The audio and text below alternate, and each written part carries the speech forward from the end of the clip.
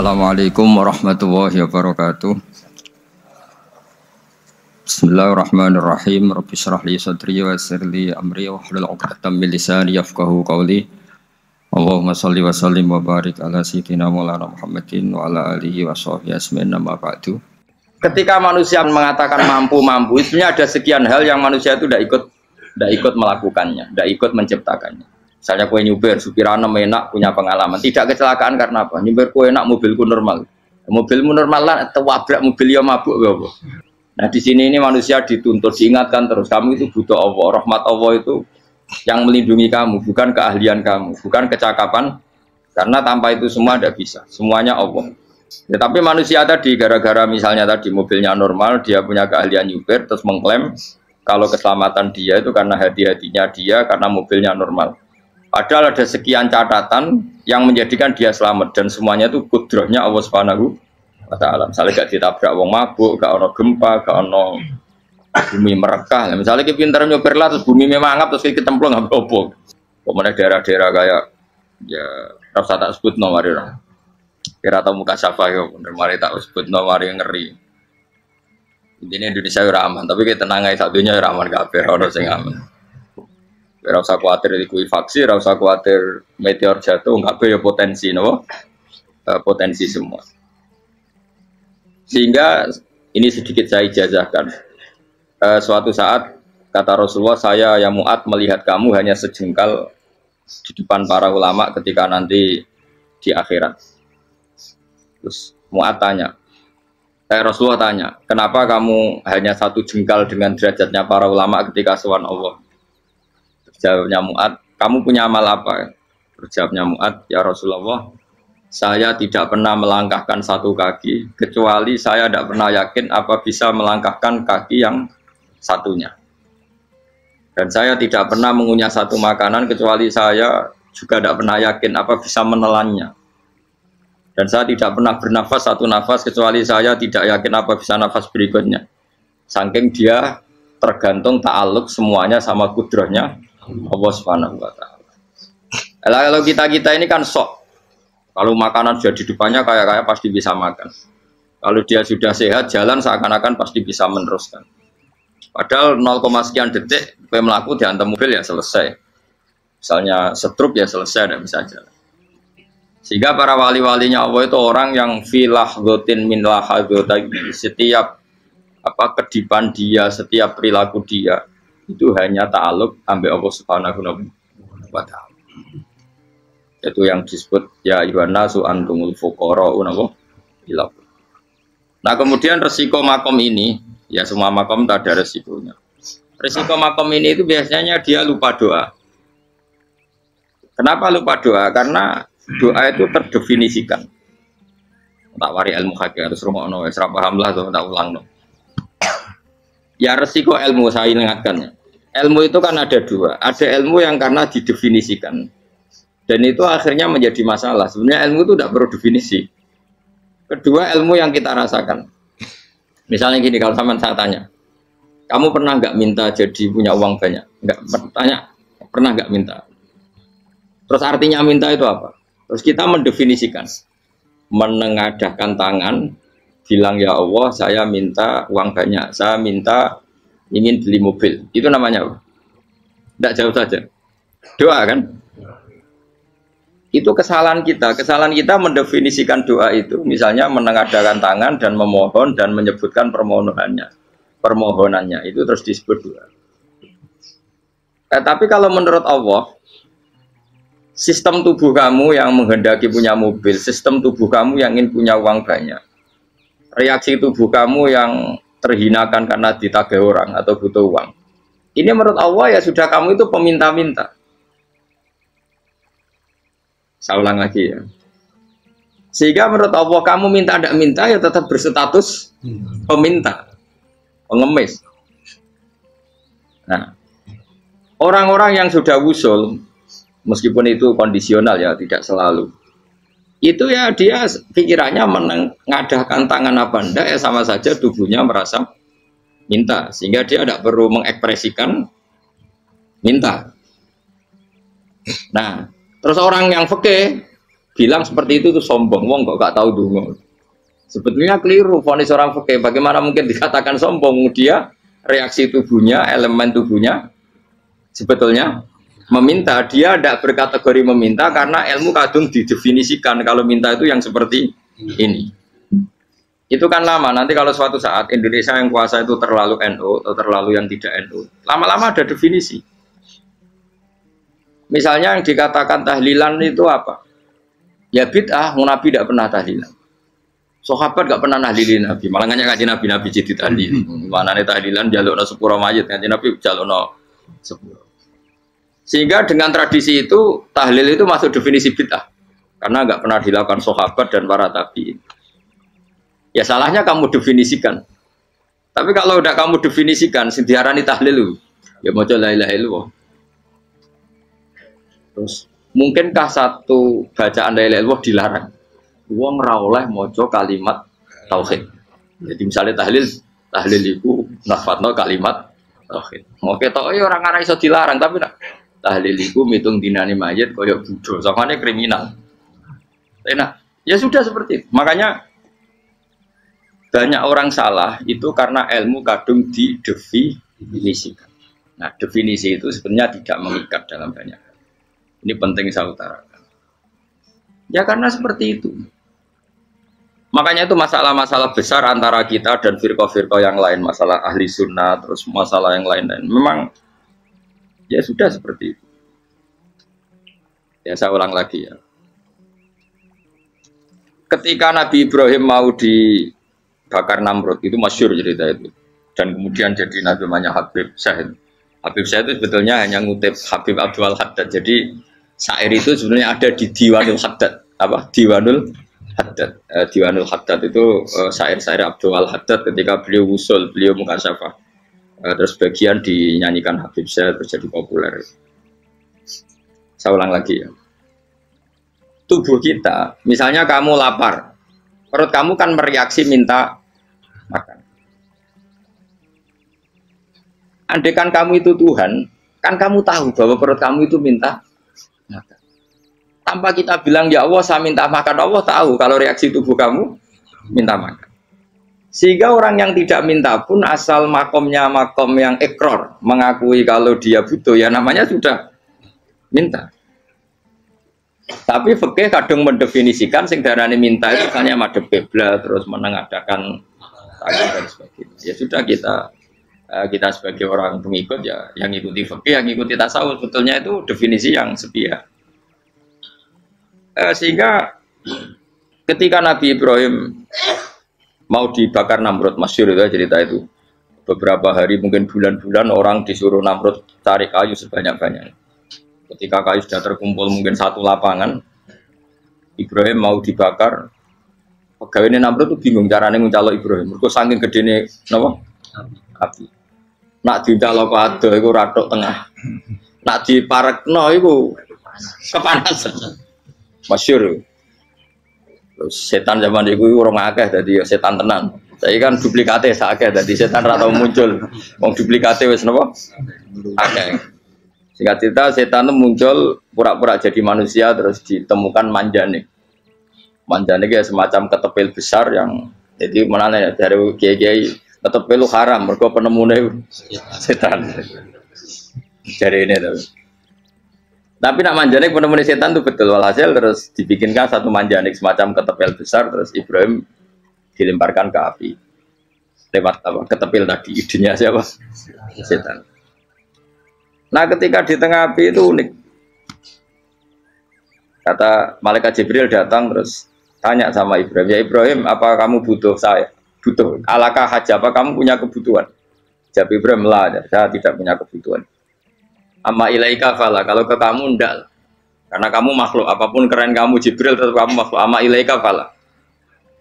Enggak maksudnya butuh ke Allah nanti saya nyampaikan. Malah dinya Nabi Ibrahim, kalau Allah tidak usah kamu sampaikan ya sudah tahu. Gua be Jibril. Oh, aku ditekak kan. Ya saya ulang lagi, apa kamu punya kebutuhan? Alaka hajalah ama ilaika fala, kalau ke kamu enggak. Enggak maksudnya butuh ke Allah nanti saya sampaikan. Karena Jibril yang mentang-mentang dekat sama Allah dan tukang memberi informasi. Tapi kata Ibrahim, kalau ke Allah sih nggak perlu kamu, dia sudah tahu. Nah, itu terjadi nadumanya Habib Abdul Haddad Masyhur itu apa? Hasbi min su'ali ilmuhu bihali. Jadi cukup ilmunya Allah itu menjadikan saya tidak perlu minta. Hasbi min su'ali ilmuhu bihali. Jadi ada kondisi tertentu yang para wali itu, saya ulang lagi, kondisi tertentu yang para wali itu ya tidak minta. Tapi kalau itu ditiru jenengan semua ini jadi keangkuhan. Kenapa? Wes ora ndonga tangane ditenangano, atine ora eling pangeran, kan akhirnya tak jaluk tenan itu. Jadi gue aja niru wali-wali. Nah wali-wali itu kan misalnya tangannya tidak menengadah, tapi semua sistem tubuhnya merasa butuh sama. Saya itu pernah, gitu.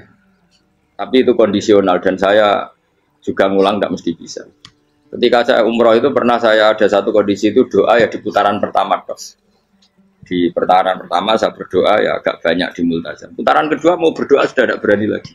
Sampai ke-7. Hari kedua ya tidak berani, hari ketiga tidak berani. Nah seperti itu tidak bisa dibuat-buat, meskipun saya juga agak ingin. Tapi ya pas itu ya nggak bisa. Gara-gara itu korban kitab hikam, ya kitab hikam yang terkenal. Kitab hikam itu pernah cerita gini. Rubbama dallahum al-adab ala tarkit tolak. Terus di antara makalahnya itu. Wa inna ma yunabbahu man yajuzu alaihil ikhfal. Tapi kamu jangan niru, dosa kan. Tapi jangan ingkar ilmu ini, tambah dosa. Okay? Jadi niru ya dosa, ingkar ya dosa. Jadi ada seorang wali kata hikam. Kadang-kadang seorang wali itu mau doa diulang itu sungkan. Kenapa? Yang perlu diingatkan itu yang potensi lupa. Allah kan masih ingat doa kemarin. Lalu itu gara-gara saya sebelum umroh itu mensinau kitab hikam itu agar itu ya Allah. Sing tak dungani wingi eling kok tak eling nomene. Jadi wa inna ma yunabbahu man yajuzu alil fal, yang bisa diingatkan hanya orang yang potensi lupa. Sementara Allah tidak akan. Tapi kan akhirnya dungane eling. Ya Allah kayak kemarin. Hari ketiga ya Allah kayak. Makanya menurut saya ilmunya orang hakikat itu juga ada sisi kriminalnya karena ya tadi.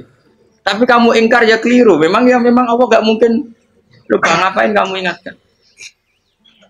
Makanya menurut saya Allah itu manggat terbaik, bener-bener Rahman Rahim. Mestinya nak Allah terbaik, kue itu ngobedino malah ngamuk. Lah aku lali tapi bu elang eling dong. Tapi Allah itu ya maklumi ya, dengan kekeliruan. Kita ini kan selalu keliru, dongo terus ya keliru sebetulnya, karena seakan-akan kan mengingatkan seseorang yang mungkin lupa. Wong Allah tidak pernah lupa kok, kamu ingetin terus. Atau kamu menggurui Allah, yaitu ya Allah nang sebadani kalau di duake, padahal nggak mesti maslahat bagi kamu. Duake orang mesti maslahat bagi kamu. Maka ada sekian contoh yang wali itu dibully pangeran. Saya sering cerita, banyak cerita wali itu dibully pangeran, digarap ya pangeran. Ini gara-gara salah dewi. Saya pernah cerita dan itu ada di hikam betul di kitab itu. Ada wali itu tukang hamal itu manol di pasar, itu tukang angkut. Jadi kalau ada orang bawa barang berat diangkut dia, terus misalnya kalau dulu mungkin ya ke kereta atau ke singkat cerita terus diupahi. Saat dapat apa dia pasti pulang karena dia hanya butuh makan satu piring, karena dia tirakat makan satu piring untuk ibadah 24 jam. Singkat cerita dia ngeluh, ya Allah, kamu tahu, engkau tahu saya ini pecinta engkau, saya ini hanya butuh makan satu piring untuk kuat sholat, tapi kenapa harus jadi juru manol? Berilah saya rezeki yang tanpa kerja. Nah, selang sekian hari dia dituduh maling, terus di penjara, terus dapat rezeki tanpa kerja. Dia ya Allah kenapa jadinya gini, kan kamu minta rezeki tanpa kerja. Ya itu penjara itu rezeki tanpa kerja kan. Jadi Allah memperlakukan para walinya itu memang unik. Ya kadang dibully. Sehingga dalam cerita-cerita kenabian, kata Qadiyat itu, nggak ada orang yang sering dibully Allah kayak nabinya. Karena nabi itu orang yang dicintai Allah. Jika salah sedikit saja itu, cara pangeran itu, cara kampus itu digarap, dipelonco, salah sedikit. Misalnya begini, Nabi Yakub itu kan nabi. Dia mungkin nyon jauh nggak tersadar, nyembelih apa itu anak sapi itu di depan indukannya. Ya beliau mungkin spontan saja, Pak. Kalau kamu yang melakukan pasti tidak ada hukumannya karena Allah tidak pati peduli sama kamu, sudah lah. Artinya nggak peduli, salah pantas saya nggak jelas ya. Tapi ini Nabi. Ketika itu terus idukannya sapi tadi, ya Allah, Yakub itu kekasihmu. Saya tidak berani sama dia karena dia kekasih. Tapi saya tetap menuntut keadilan. Dia harus merasakan susahnya dipisah dengan anak. Meskipun dia tidak nuntut rasanya roh anak di sebelah, itu tidak ada se ekstrim itu. Sapinya itu hanya nuntut, ya Allah, dia harus merasakan sakitnya terpisah dengan anak. Akhirnya Allah menciptakan Yakub mengalami terpisah dengan Nabi siapa? Yusuf. Itu kalau kata qadiyat, itu kalau yang melakukan tidak Nabi pasti nggak dibully Allah, dibiarin. Karena Nabi ini yang melakukan. Nah. Terus ini Nabi Yusuf lagi, mana rasa daftar wali berat. Nabi Yusuf itu di penjara itu karena terdolimi apa karena memang dia salah? Terdolimi. Dan ya Yusuf itu Nabi. Nabi Yusuf itu Nabi betul memang benar-benar. Meskipun ganteng dia Nabi. Syaratnya Nabi ganteng kira-kira mlebu. Nabi itu harus ganteng, enggak boleh. Nabi elek ora oleh. Karena Allah izin di kekasih kok kriting elek. Allah itu di selera terus ya. Kabeh Nabi mesti yang paling ganteng di kaumnya, yang paling nasab. Enggak boleh Nabi kok pesek, kriting, enggak boleh. Tapi kalau sudah jadi orang soleh oleh kan. Tapi kalau Nabi enggak boleh. Enggak. Nabi Yusuf ganteng. Masyhur kan cerita Nabi Yusuf dengan siapa? Zulaikha. Dan belum ada orang dalam keadaan darurat masih cerdas kayak perempuan. Jadi singkat cerita, ketika Yusuf diajak Zulaikha selingkuh gak mau kan keluar dari kamar. Dalalah kebetulan wa alfaya sayyidah Rajal. Itu si Zulaikha tadi spontan langsung bilang, wahai suamiku, apa hukuman orang yang ingin menodai keluargamu? Itu wong wedok. Padahal dia agak terencana, dia pun nggak bayangkan kepergok suaminya. Itu dalam keadaan kepergok itu masih cerdas. Suamiku, apa hukuman orang yang mau menyelingkuhi keluarga Anda? Singkat cerita suaminya murka, terus Yusuf di penjara, terdolimi. Ketika di penjara, kemudian Yusuf punya keahlian mentakwil apa? Mimpi. Kan tadi suaminya Zulaikha itu tidak sampai raja ya, kira-kira PM atau menteri. Raja itu punya mimpi yang bisa nakwil itu hanya Yusuf. Singkat cerita, terus utusan raja datang ke Yusuf dan takwilan Yusuf terbukti benar. Tapi Yusuf ini seorang nabi, saya ulang lagi Yusuf seorang nabi, dia tapi ya manusia. Bilang gini ke utusannya, coba bilangkan ke raja kamu, di penjara ini ada orang yang di penjara secara terzalimi, yaitu saya. Tolong laporkan ke majikan. Itu Allah tersinggungnya itu bukan main. Nabi kok lapor makhluk. Itu tersinggung. Nah, kowe kan gak piye. Kowe ngajono proposal ya ora piye. Wis pokoke Allah kowe wis ra piye wis.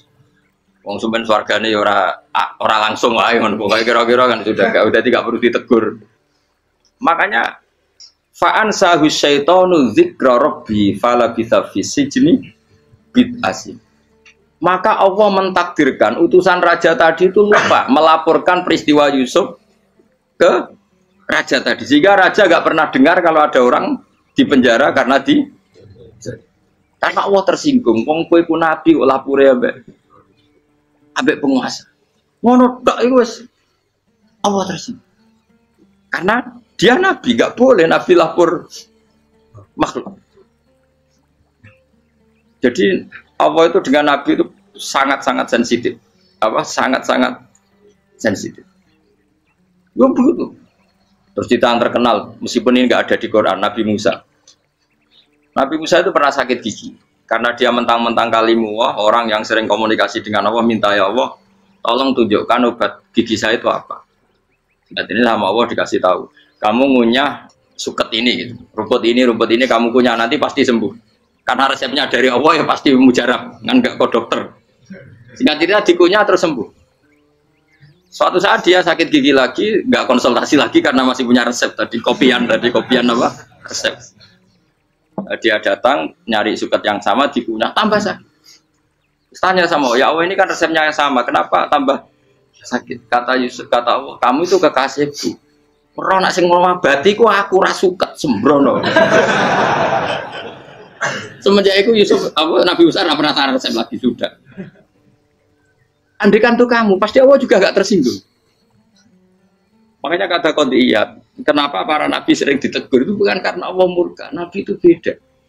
Jadi kesalahan kecil atau apa-apa yang menurut kita ada salah itu untuk nabi salah. Makanya di ahli sunnah ada kaidah apa? Mimba bi hasanatil abror sayyi'atul muqarrabin. Pernah dengar kayak apa? Mimba bi hasanatil abror sayyi'atul muqarrabin. Sesuatu kalau dilakukan umumnya orang itu hasanah atau kebaikan, tapi kalau dilakukan para nabi itu salah.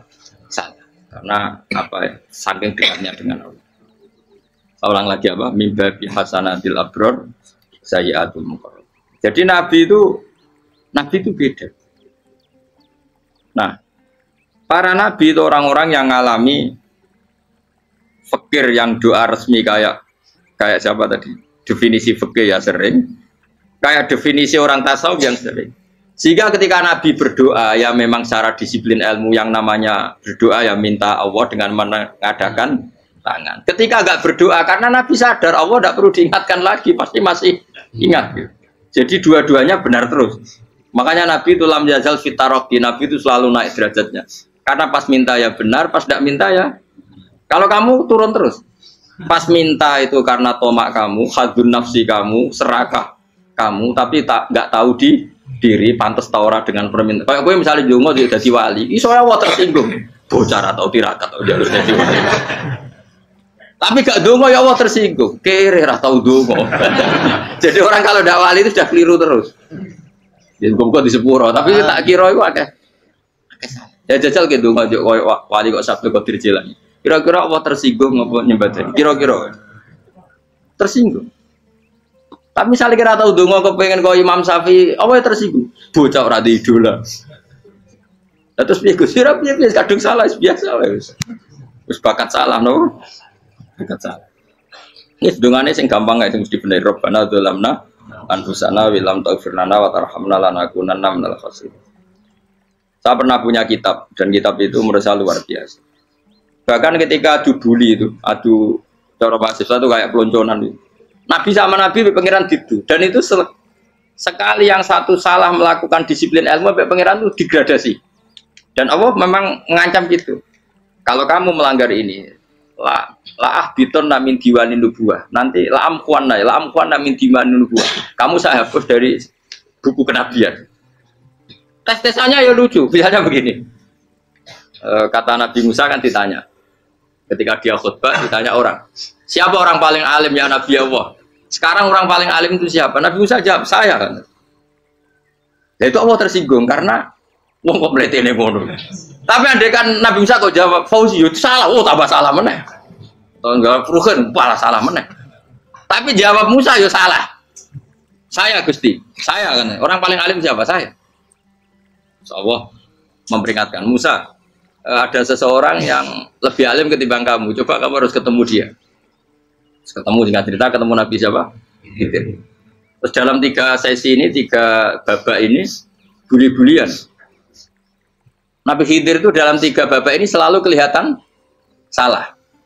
Di antaranya adalah cara sekarang ya mungkin di gonjak sepeda motor atau perahu kalau dulu. Yang menggratisi dia numpangi sepeda motor malah spionnya dicopot gitu. Spionnya dicopot, dirusak. Tapi Musa kan sudah digratisin malah rusak yang motornya yang apa? Menggratisin. Nabi Khidir masih tenang. Kamu tidak paham. Jadi Nabi Khidir mesti stok kamu tidak paham. Itu kata syurrahul hadis termasuk Ibnu Hajar al-Asqalani bilangin. Setelah itu kedua membunuh anak kecil. Musa tambah marah. Anak yang belum punya dosa kok kamu sampai 3 kali ada 3 peristiwa. Itu kata syurrahul hadis. Andai kan Musa kok diam tidak protes, maka dia akan disalahkan Allah. Karena dia berarti membiarkan kemungkaran di depan matanya tanpa reaksi. Jadi sebetulnya ketika Musa berontak itu Nabi Khidir, Nabi tenan gitu. Jadi itu kan unik. Tapi berontak itu disalahkan. Jadi angel sandi tes-tesan jadi Nabi itu ya angel. Misalnya kok Nabi Musa itu kayak model santri Jawa Timur, Nabi Khidir salah, dia derek mawon. Ya ora nabi jero barang mungkar. Menengae. Berarti yo nabi goblok ngono kira-kira. Makanya memang Musa harus konsisten seperti itu, harus demo terus. Kayak saya misalnya sebagai kiai fikih, kiai ya harus seperti ini cara mulang saya. Enggak boleh saya misalnya terus anut mulang terus tawadu semeneng itu ora karu-karuan. Jadi andaikan Musa kok tidak protes itu malah salah. Ya memang harus. Dan itu Nabi Khidir Nabi tenang. Makanya Nabi Khidir akhirnya respect. Tidak ada hati sebaik Abu Musa. Risi itu gak nyaman ketika melihat kemungkaran. Jadi itu sebenarnya poin. Tapi lucunya Nabi Khidir yang nyalan. Takkan dari rasa kok komen takok. Tapi harus disalah no. Ya aku cari Nabi Musa. Ya jajal, gaya peristiwa meneh aku tak sabar rata kok. Bareng. Kok jajal nih. Bareng dijajal ya protes meneh. Bareng protes meneh, tinggal satu kali kesempatan. Kowe takok meneh wis ra dadi murid. Dikasih kesempatan lagi, ya protes meneh deh. Tapi itu justru itu menjadi kelebihannya Nabi Musa karena syarat seorang nabi adalah al-musara'ah ila inkaril munkar kata Ibnu Hajar Al-Asqalani. Syarat seorang nabi adalah secepat ngengkari sesuatu yang mungkar. Enggak boleh. Ya toh kan misalnya kita jadi murid terus gurumu itu gandeng artis atau gandeng penyanyi dangdut. Dia derek mawon. Jadi guru mumet goblok. Tapi kowe ngloroi guru tersinggung. Ora roh hikmah iku. Kan bingung loh. De guru ini kok bingung loh. Soalnya kayak guru jadab, dorong Jawa Timur apa? Gurumu gandeng penyanyi dangdut. Reaksimu biasa saya takut. Ayo loh, nah elek kan gak iri. Biasanya nah elek itu ra iri. Sekarang Pak. Sing ayu, sing potensi iri. Kira-kira reaksi kamu itu milih derek mawon apa berontak? Golek nak gurumu wong alim mesti nak pasti meneng. Muridku gila bener, gak sensitif. Roh barang mungkar dilakukan di depannya kok tidak reaksi, tidak protes, gak geblek tenan. Tapi lucunya guru mau nak protes ya, gak luwe akhlak. Guru lagi senengnya kok ora oleh. Nah Nabi itu kan bully-bulian. Jadi Nabi Khidir dengan Nabi Musa itu tepat-tepat. Karena dua orang ini sama-sama kekasih Allah. Itu Nabi Musa justru barokahnya itu dia tidak pernah kelasmennya di bawah Nabi Khidir. Semua ulama sepakat kelasmennya Musa tetap di atas Nabi Khidir. Sehingga yang berlaku ya tetap ilmunya Nabi Musa bahwa membunuh anak kecil tidak boleh, merusak perahu milik orang lain tidak boleh. Karena Allah tetap lebih respect dengan ilmunya Nabi Musa. Nabi Khidir tetap ilmunya nggak dipakai, meskipun dia disebut hakikat. Karena ilmunya Nabi Khidir ngani ngoyo. Ngani ngoyo wong ape mutusno ngenteni nginceng loh mahfud. Lah sing iso iku sapa? Barang ra mungkin kok. Makanya Nabi Khidir terakhir menutup kalimatnya wa ma fa'altuhu an amri. Dzalika ta'wilu ma lam tasbi alaihi sob. Aku dhewe nglakoni ini ya ora roh, wis ditakdir nglakoni ngene wae. Dadi Nabi Khidir ya ora paham. Jadi wa ma fa'altu an amri itu terakhir kira-kira artinya saya sendiri tidak melakukan ini karena inspirasi saya sendiri atau keputusan saya sendiri. Tahu-tahu saya ditakdir melakukan. Karena pas itu Nabi Khidir disetting semuanya dengan ilmu hakikat. Yaitu bayi tadi memang kutiba kafiron. Kutiba kan apa? Kafiron. Memang dia nanti kalau umur nganti tua ditakdir mati kafir. Daripada mati kafir nanti, ya sudah mati sekarang. Tapi nggak mungkin kan ada syariat daripada soben beling pateni kecil. Ora ono syariat, tetap ikut Nabi Musa. Makanya kata Ibnu Hajar Al-Asqalani itu uniknya Allah sama para wali-walinya. Wali ku klirullah itu tuh disenengi pengen. Terus pangeran nabi-nabi ini yo kecil-kecilkan, yo pancen nak wong. Terus keempat kan. Tadi kan saya punya contoh 3, ini contoh keempat, ini terakhir. Kakean kok ilmu merah cukup tetap malah bingung. Nabi itu minggat itu boleh enggak? Tanpa pamit, minggat itu pergi enggak pamit itu boleh enggak? Enggak boleh. Rasulullah meskipun kayak apa disakiti di Mekah itu tidak pernah minggat, tidak pernah hijrah. Saya ulang lagi, karena butuh izin. Tapi Allah pernah punya kekasih yaitu Nabi Yunus. Nabi siapa? Yunus. Itu Quran meredaksikan yang abako. Abako itu terjemahnya apa? Minggat. Kalau pergi itu dahaba. Tapi ini Allah meredaksikan itu abako. Abako itu ya minggat. Nabi Yunus itu dakwah di daerah Nainua. Ya, Nainua itu ya, Babylon sana. Kampungnya namanya Nainua. Ya, daerah Babylon. Babylon itu kalau di geografis modern ikut Irak. Ikut mana? Irak. Jadi Kufa, Basra, Babylon. Terus siapa itu yang ngalahkan pasukan Yahudi dulu itu Buktanasor, Hebuket, Nazir itu ikut mana? Babylon, apa? Babylon. Bama unzila alal malaka ini di Babila Harut Amar. Makanya kalau ulama-ulama melihat Irak kacau sampai sekarang itu tidak kaget. Irak itu ardun mal'unah kalau di kitab-kitab, bumi yang memang sudah terlaknati mulai dulu. Sehingga ketika ada kasus Saddam Hussein sekarang itu ulama tidak kaget. Zaman Rasulullah Sugeng itu Irak itu termasuk sudah bumi yang guna ka'azala. Jadi di sana pasti banyak fitnah. Fitnah pertama yang dicatat sejarah adalah Mautul Husain apa? Pak Kudute Said siapa? Husain di Karbala. Era Imam Syafi'i adalah zaman mifnah, ulama dibantai karena dipaksa mengatakan Quran apa? Makhluk. Terus konflik-konflik sampai era Saddam Hussein terus era sekarang jadi. Nah kita ini ulama sebenarnya tahu tarikh itu. Tapi di era modern kan dianalisis karena campur tangan ini itu ya sudah lah. Sebab goblok pun aja daripada ngebantah-bantahan olahraga. Ibu goblok, ibu pinter. Sekarang kan analisisnya kan, wah ini ada campur tangan pihak ketiga diciptakan ya sauni ini. Ya kalau intelijen harus ngomong seperti itu. Kalau kita seperti ulama memang dari dulu dicap Nabi hunalika az-zalasil wal fitan. Saya teruskan. Nabi Yunus itu dakwai kaumnya itu lama sekali dan tidak iman. Nah semua nabi kalau kaumnya tidak iman itu diberi hak Allah ngancam akan adanya azab apa? Ngancam akan adanya azab. Nabi Yunus ngomong gitu terusin. Nanti kalau kamu tidak iman itu pasti kena azab. Anggap saja dia ngancam gitu sudah berbulan-bulan. Singkat cerita, azab baru tinggal 3 hari lagi. Ayo nang iman, tinggal 3 hari lagi.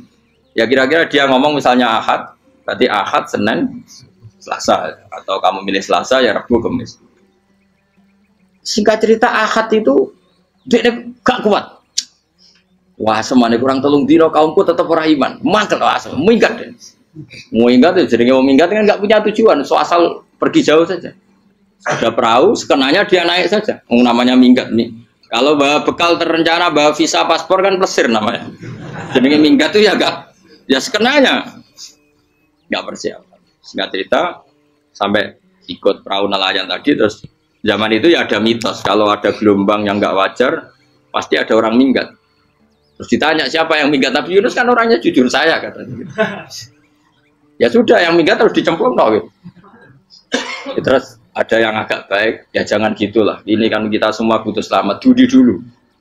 Terus Dudi satu lagi ketemu Yunus. Coba mungkin salah udahnya Dudi lagi ketemu sampai 3 kali ya ketemu Yunus. Makanya fasahama fakana minal mudhadis yuji dia kalah kemudian tenggelam. Fal taqamahul khutu wa huwa mulim. Terus dia diuntal ditelan oleh ikan nun. Nah, di situ ikan nun digambarkan saking besarnya itu. Dan ini uniknya Allah sama kekasihnya.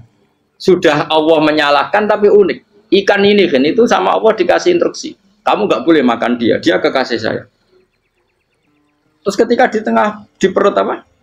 Ikan dia kegelapan terus Nabi Yunus cita-citanya satu ya Allah kalau saya sumpah kiri saya tidak bisa baca tasbih karena sama Allah disulap perut ikan itu jadi masjid jadi dia di dalam perut ikannya santai saja tetap wiridan santai fana ada fi dzulumati alla ilaha illa anta subhanak inni kuntu minadz ya dia santai aja wiridan karena perut ikan bagi dia adalah masjid ya dia disalahkan Allah karena abako tadi minggat hijrah tanpa pamit.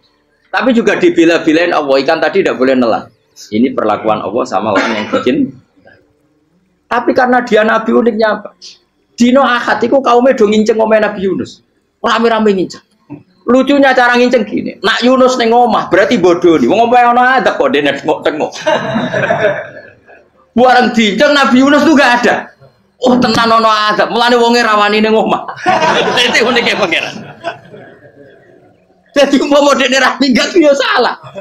Mau dekne ora minggat berarti kaume jane apa ono adab ono gempa bumi liku faksi kok dekne ning omah. Lah nek ono tenan ra mlayu, nyatane gak mlayu. Jadi mbok Allah didesain minggat. Tapi nek minggat disalahno Nabi yo ora pamit. Makanya masyhur saya itu punya kitab karangannya Habib Alim Alamah, mbah-mbahnya Habib Anis, Habib Ali bin Husain yang ngarang apa? Ali bin Muhammad bin Husain karang yang disebut duror itu diantara doanya gini tapi jangan tiru loh, gue rawali aku rawani niru cuma saya hafal secara ilmu tapi saya tidak berani waj'al sayyiati man ahbabta ya Allah jadikan kesalahan saya itu kesalahan orang yang kau cintai terus pokoknya salah lagi jadi pengiran kadung seneng salah lagi sampai wae seneng waj'al sayyiati man ahbab terus kalau gue lah dimanja wong tuamu anak paling disayang salah gue lucu kok cah cilik Kowe seneng caci cilik, salah we. Lucu. Cano gelas ya lucu, tiba ya lucu. Tibane cah tuwek-tuwek. Bocah jelalatan mulane tiba.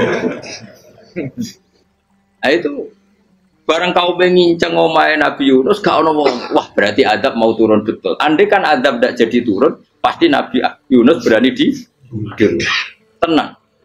Wes. Barang mulai malam Kemis, adab itu sudah kelihatan.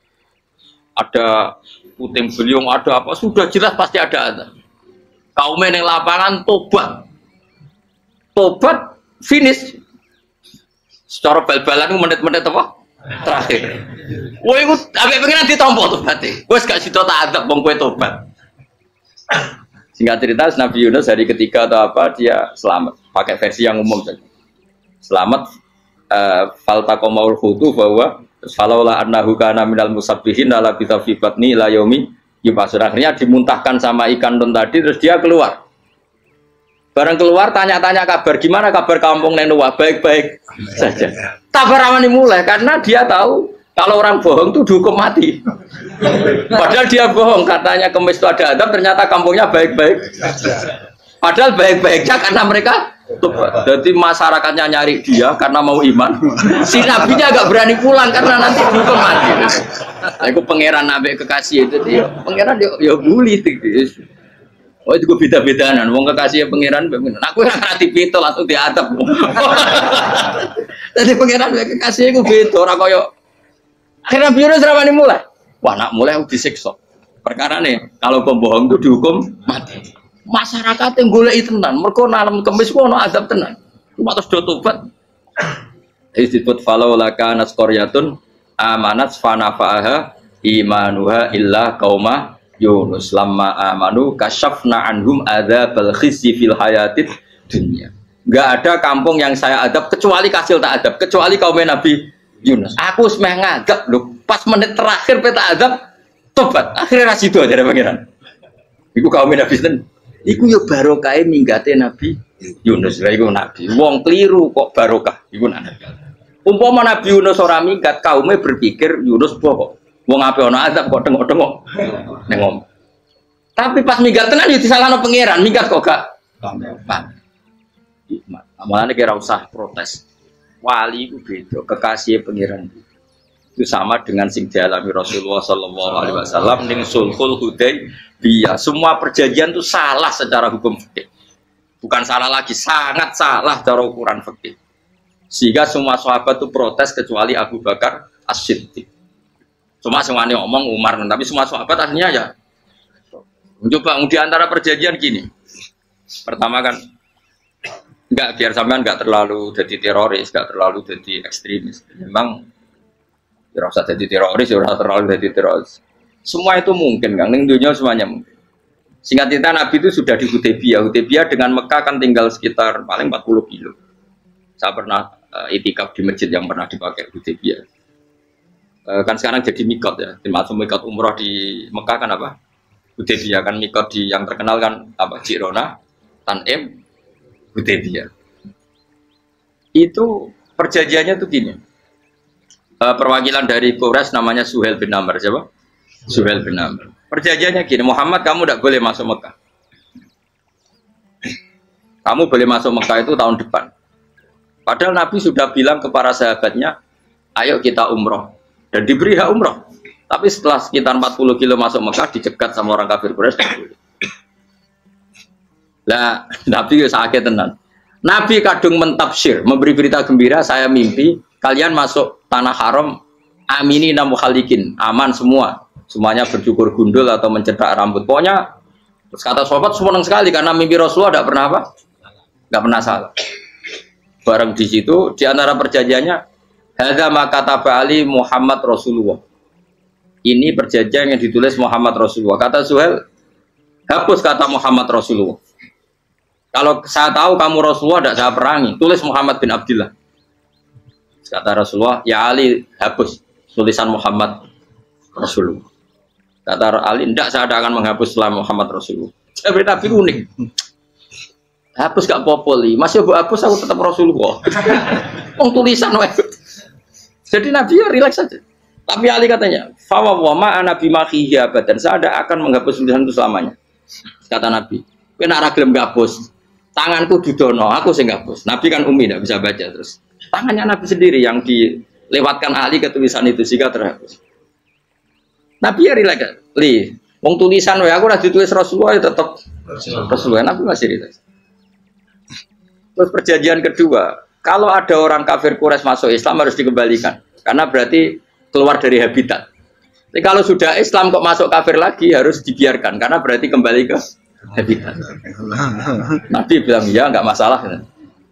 Semua perjanjian itu merugikan Islam. Itu secara fikih pasti salah. Akhirnya Umar itu protesnya keras sekali. Ya Rasulullah, apa engkau masih Nabi? Takutnya sengak.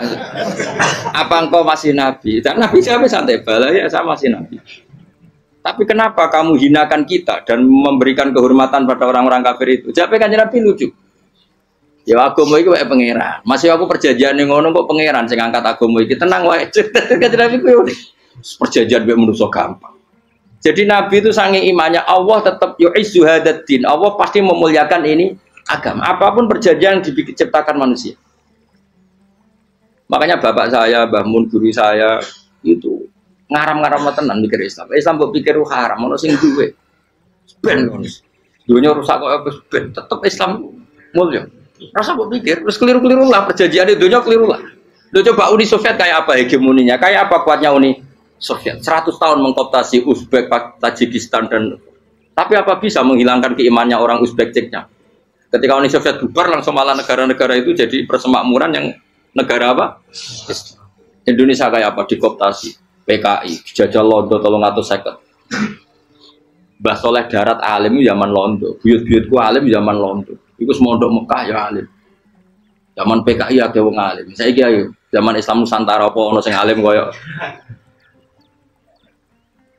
Jadi Islam menarik zaman wis di regani negara, zaman rung dinegani negara iku wis mul. Karena ini agama milik Allah. Punya ketahanan yang luar. Ya, semuanya dari Nabi tenang lah, perjanjian salah lah, gak apa-apa. Inna wa ta'ala a'azza hadati. Inna wa ta'ala la yudi udinahu wa la yudhanu. Pokoknya pengiran bakal ngembar agamanya orang masalah, perjanjian keliru lah. Perjanjian ketiga itu semuanya merugikan Islam. Tapi apa kata Abu Bakar ketika protes Nabi gak dijawab, datang ke Abu Bakar. Menurut kamu gimana? Jawab Abu Bakar lucu. Makanya ini menunjukkan makanya kenapa ahli sunnah berkeyakinan Afdhalus Sahabat itu siapa? Jawab Abu Bakar, wes samar, perjanjiannya keliru lah, wes keliru lah, kayak geremeng-geremeng santai geremeng. Tapi la tadkhul bainahu wa baina habib. Kamu jangan masuk wilayah itu hubungannya orang yang terkasih sama kekasihnya. Wes gak masuk akal lah, semuanya menengah. Ya sehingga ya sudah Allah punya. Ternyata, nah perjanjian keempat ini yang agak Nabi hanya minta gini toh. Itu saya turuti semua, tapi saya minta satu hal kata Nabi. Bolehkan diskusi tentang Islam terbuka. Makanya diskusi terbuka itu baru kata Nabi. Jangan larang orang mendiskusikan Islam. Itu dok mintanya. Oke dari Suwel, diskusi wae pikirannya Suwel kan, diskusi wae. Enggak masuk Islam, diskusi. Jangan larang orang yang membicarakan Islam secara terbuka. Ada kata terbuka. Dari Suwel, oke enggak masalah. Itu dok yang itu pun enggak jelas menguntungkan Islam apa? Enggak. Akhirnya apa yang terjadi? Darun Nadwa, tempat-tempat pertemuan, cara saat ini gerdu, gedung parlemen, semuanya itu diskusi. Sajane Muhammad itu sopot, konsep Islam itu, dan semua yang cerdas juga. Sajane ya benar Muhammad. Nyembah watu banyak giok tenan. Wah, ini giok tenan watu kok di. Terus nak Yahudi ora bener bisa, Nasrani ora bener pangeran atau. Wah, diskusi.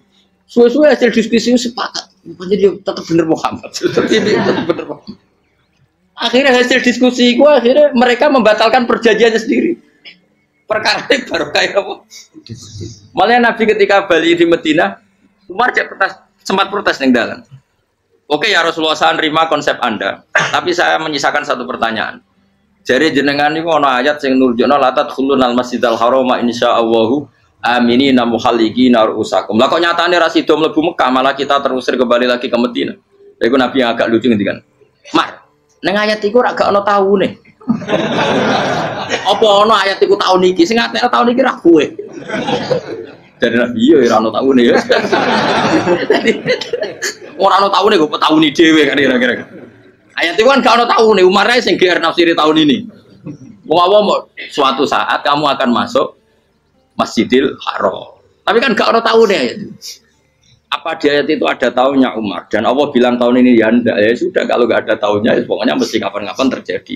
Tapi ora saiki. Kayak sugih rugen kan gak ono tahune, ora tahu. Mau aku ndongakno sugih tapi kan tanpa tahu. Lu suwi.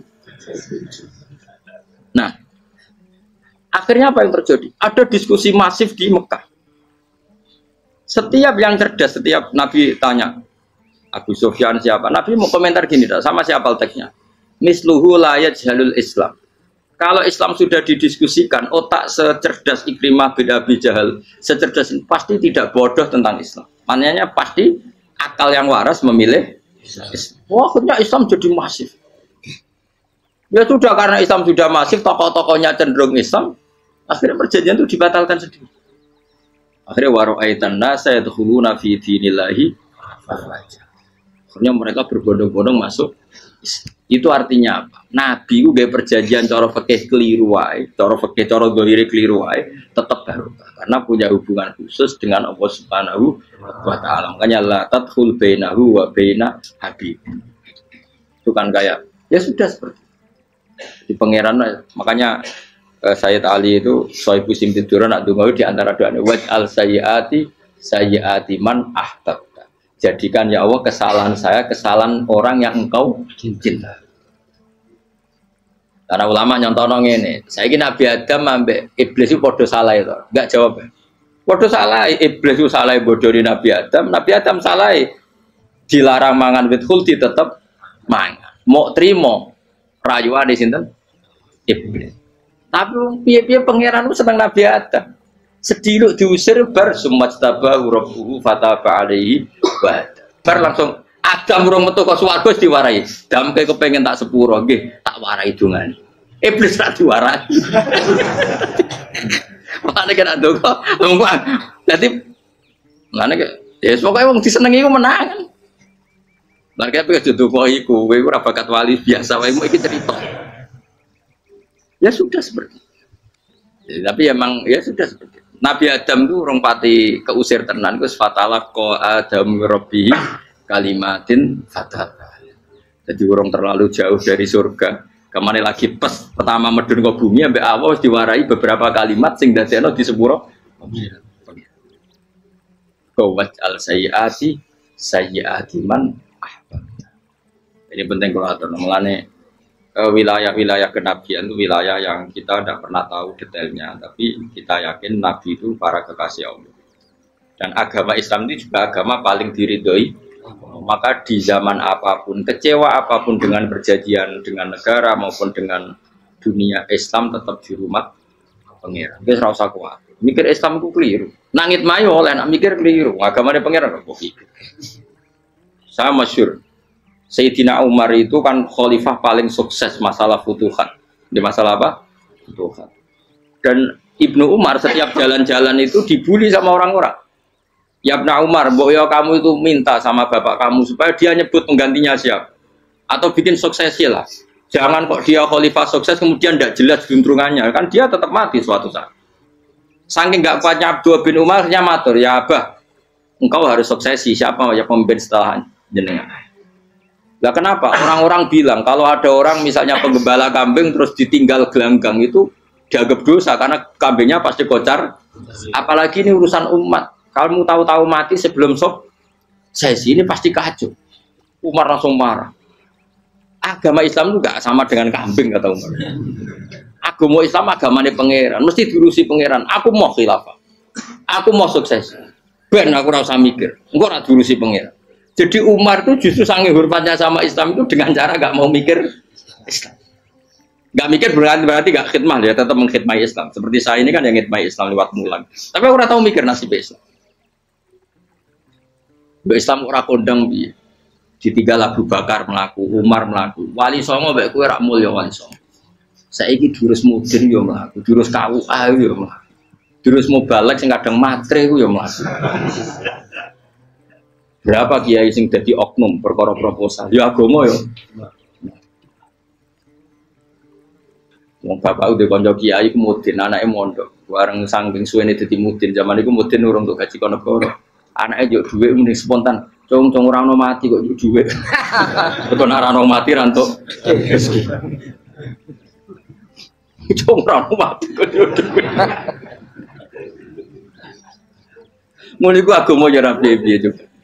Mergo agama iki diurusi ayo nabi palsu ben kira wae mulai Musailama sampai Musotek sampai Lia Eden kurang lagi mulai wali palsu kowe Romo dosa Romo sapa iku kowe ora kabeh ora masalah. Uni Soviet kayak apa mengkooptasi Ceknya Uzbek akhirnya ya kalah Uni Soviet. Saiki Ceknya Uzbek jadi negara Islam kayak apa Donald Trump Islamfobia tapi sekarang orang Amerika malah berbondong-bondong masuk nopo pikir malah Islam konsepi malah rusak. Mergo terus di metodologi. Harusnya penyebaran Islam itu begini. Harusnya Mbah Mumpera pangeran harusnya. Orang Islam kadang melaku ya lewat mudin. Saya itu punya santri ini kisahnya. Itu lahirnya di Bali. Itu bisa baca Fathul Mu'in. Lahirnya di Bali. Bahkan dia ketika SD itu tukang mimpin lagu Hindu. Lagu Bali itu Hindu atau Buddha? Hindu. Karena dia ketua kelas, tapi Islam. Semua coba. Jadi gara-gara jadi bapak itu bakal sate neng Bali. Ya bakal sate berhubung sukses, ponakane misalnya diajak orang Madura kan, artinya orang Madura.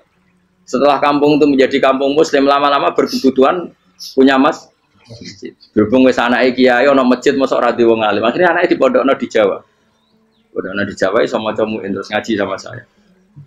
Jadi saya neng Bali kok ada wong ora muin, ya ana santri di Bali maca Fathul Mu'in. Neng Jawa kadang wong ora iso maca muin. Jadi dia mau bakal sate muter. Kayak Islam di Indonesia gara-gara pedagang Gujarat. Meskipun sejarah itu diperdebatkan ya gara-gara dagang. Karena mereka Muslim ya akhirnya menyebarkan apa? Islam. Jadi semudah itu Allah. Termasuk konflik Ali bin Muawiyah itu barokahnya sama susahnya konflik itu masih banyak barokahnya. Sayyidina Ali sama Sayyidina Muawiyah karena kita ahli sunnah ya tidak menyalahkan salah satu madzhab ahli sunnah itu barokahnya beliau konflik itu banyak sahabat yang migrasi. Ada yang ke Cina dan kemana-mana termasuk yang diyakini para sejarawan ada yang ke Selat Malaka termasuk akhirnya sampai ke Baros itu. Barokahnya orang nggak nyaman di Yaman itu di Syria sama di Irak. Akhirnya Islam oh sudah. Andai kan nggak ada konflik itu, mungkin penyebarannya juga lama. Makanya saya bolak-balik bilang, setan itu ono goblok. Gomko ora melok ngaji saiki. Setan ora goblok piye? Kalau ada anaknya kiai 5 lanang kabeh sih, alim kabeh iku didu. Mergo rebutan pondokin. Akhirnya pondok satu titik di desa itu. Misalnya ning Beduan ya di Medan.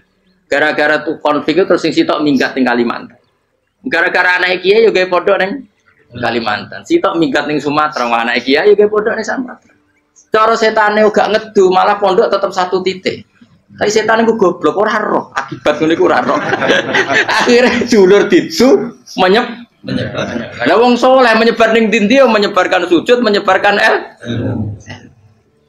Jadi setan yo ono goblok, muga ora ngaji, muga nak ngaji dene roh, ana ngono ora usah ngono. Andai kan tidak diutik kan satu titik. Nggih betul. Tapi setan niku nek ana wong saleh iku didu. Nak didu ana sing kecewa minggat. Lah minggate wong saleh ndak ape gawe apa? Mosok ape gawe dugem. Lalu kula anggere wong saleh tukaran Gus iku tukaran gara-gara tukaran sak minggat ning Papua ya alhamdulillah. Apik. Kula niku ora Gus, kancaku ya Gus-gus sing minggat ki kuat. Angger pamit kula ora tau tak tangisi. Bernuwun kok minggat to. Minggate Gus ndak ganti piye. Paling yo gawe podok kok gawe opo. Setan nganti saiki belum tahu. Mulane muga-muga ora roh. Jadi artinya nak pangeran ngersakno iku segampang itu. Lah coba di Ponegoro kan konflik sama keluarganya yang dulu ada yang mungkin sebagian problem. Ning Sulawesi ya tetep gawe napa? Pon. Engko nenggone wis wae angker ning dindi. Wali Songo ya. Sunan Kalijaga agak pati cocok mbek buyut Sunan Kudus. Rapati cocok akhire dakwah ning kidul daerah kene. Terus akhirnya ono, yo mono tawai rong khatam terus dadi Islam macam-macam.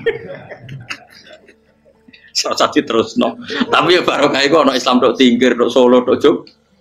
Cara rapati tukaran yo Sunan Kalijaga men ngewangi.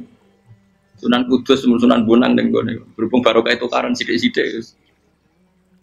Jadi bahasa saya itu buyut-buyut itu Sunan Kudus itu luwih dukung Arya napa? Penangsa. Sekali Joko dukung mungkin itu. Sutowijoyo. Pokoknya kurang usah terus-terusnya. Pokoknya saya mau Jogja diulang Kudus. Buyut-buyut keluar itu diang Kudus. Serau usah dijero-jero. Yang jelas barokah. Mau tukaran ya utak-utak yang pantura. Barokah tukaran ya dong. Jadi, tapi ora usah terus nang ngono tukaran barokah ora usah mending ngono. Pokoknya apa yang ngangeran sing ngersakno kabeh baru. Tapi ora usah diciptakan. Ono suami istri pegatan terus. Ya kadang ya barokah sing wedok untuk bojo luwih bener. Akhirnya alhamdulillah saiki bojo wapiah. Padahal sing lanang tau GR, mak pegat iso apa ya piye malah apik. Iku pangeran. Makanya mikir Islam yo mikir. Sekarang kan ndak orang terlalu semangat Islam terus dia konsep Islam harus menguasai negara, akhirnya memaksakan jadi pemimpin. Jadi Islam harus kultural, akhirnya kejauhan Islam. Muat Islam kudu kaya, jebule kedunya ndeknane. Islam kudu fikih, bebas hisab, kefikiran akhirnya buruh Cina. Justru kakean konsep wis mari kuwajib. Lah ya ana sing wah Islam kudu sugih, nek sugih ben kuat. Jebule bareng sugih kedu. Ana sing milih fikir ae ben tambah hisab, kefikiran Islam buruh Cina. Islam harus merebut negara supaya ada konsep khilafah. Pas ngerebute wis ngafir-ngafir wong akeh. Pas prosesnya wis dadekno perko. Islam harus kultural, juga main-main gong wae malah sindenan terus. Ra sida dakwah, mergo kakean apa? Kultural ora usah dikonsep, wis ben mlaku. Pangeran dhewe sing ngatur Islam.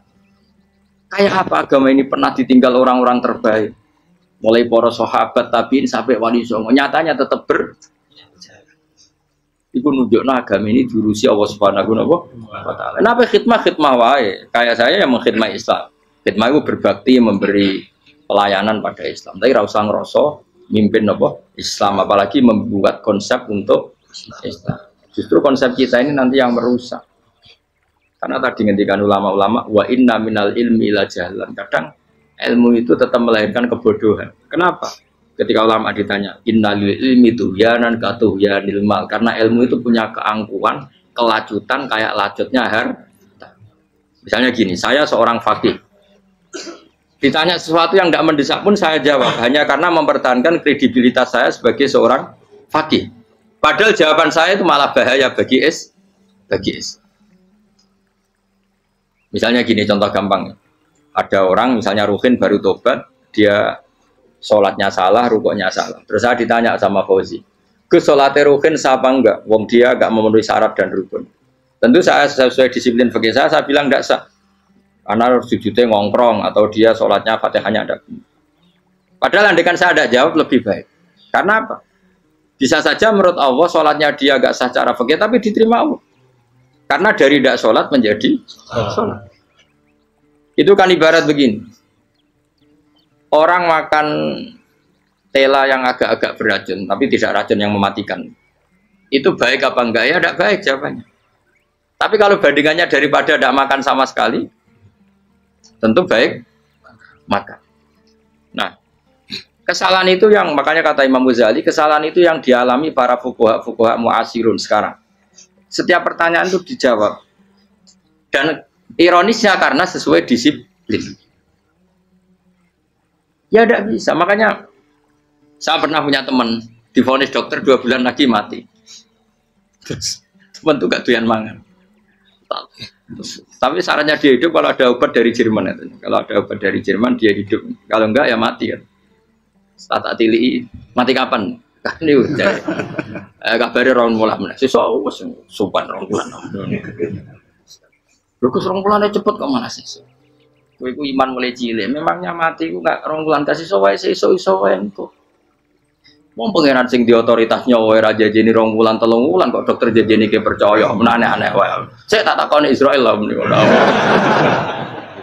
Iya, orang mesti bener kok tak imani. Lah iya, Pak. Kowe cek goblok kowe iku mondok 2 wulan iku ora mesti sesuk ya mungkin. Nah padha-padha mungkin sesuk ya mungkin kok ya oke. Padha-padha mungkin kok milih sing 2 wulan, milih sesuk ae. Milih sesuk saiki tak istighfar be aku tak ngaji dadi keren mati sesuk. Yo dulit bodoh nele biasa. Terus saiki urip kok.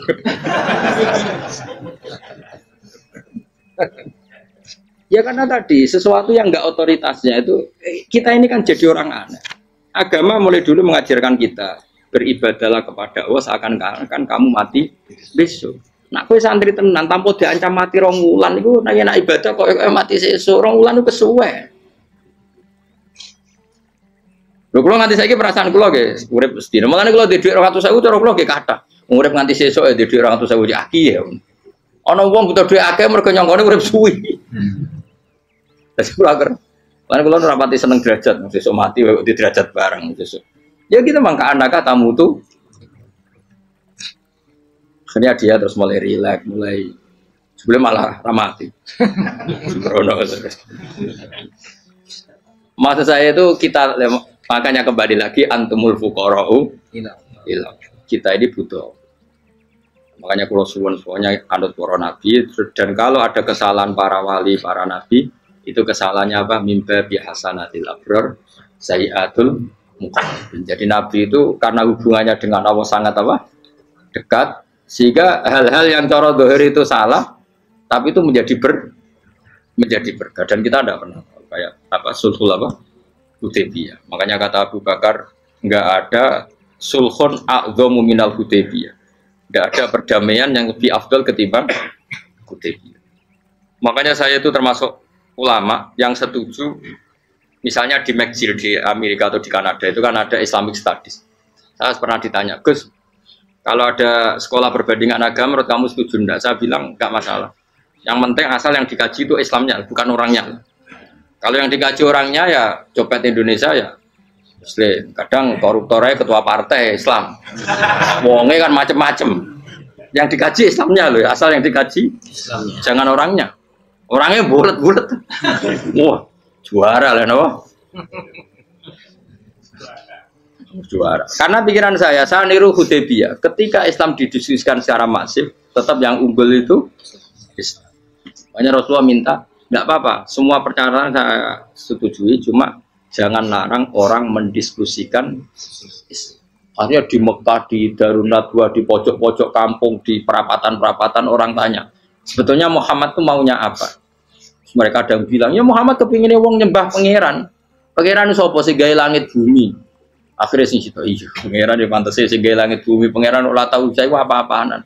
Sono sing mulai cerita, iya aku tahu nyembah pas duyoi luwak. Sampai aku izin pangeran kudu yoi. Sono sing cerita meneh, aku tahu pas nyembah pas tangane coplok. Waktu cerita kenaifan-kenaifane pangerane itu. Ya gara-gara boleh dulu nggak boleh dilarang oleh negara. Dari gue pinterin Nabi ya, mau aku jaluk orang boleh mendiskusikan. Karena kalau didiskusikan pasti ja'al haqqu wa zahaqal.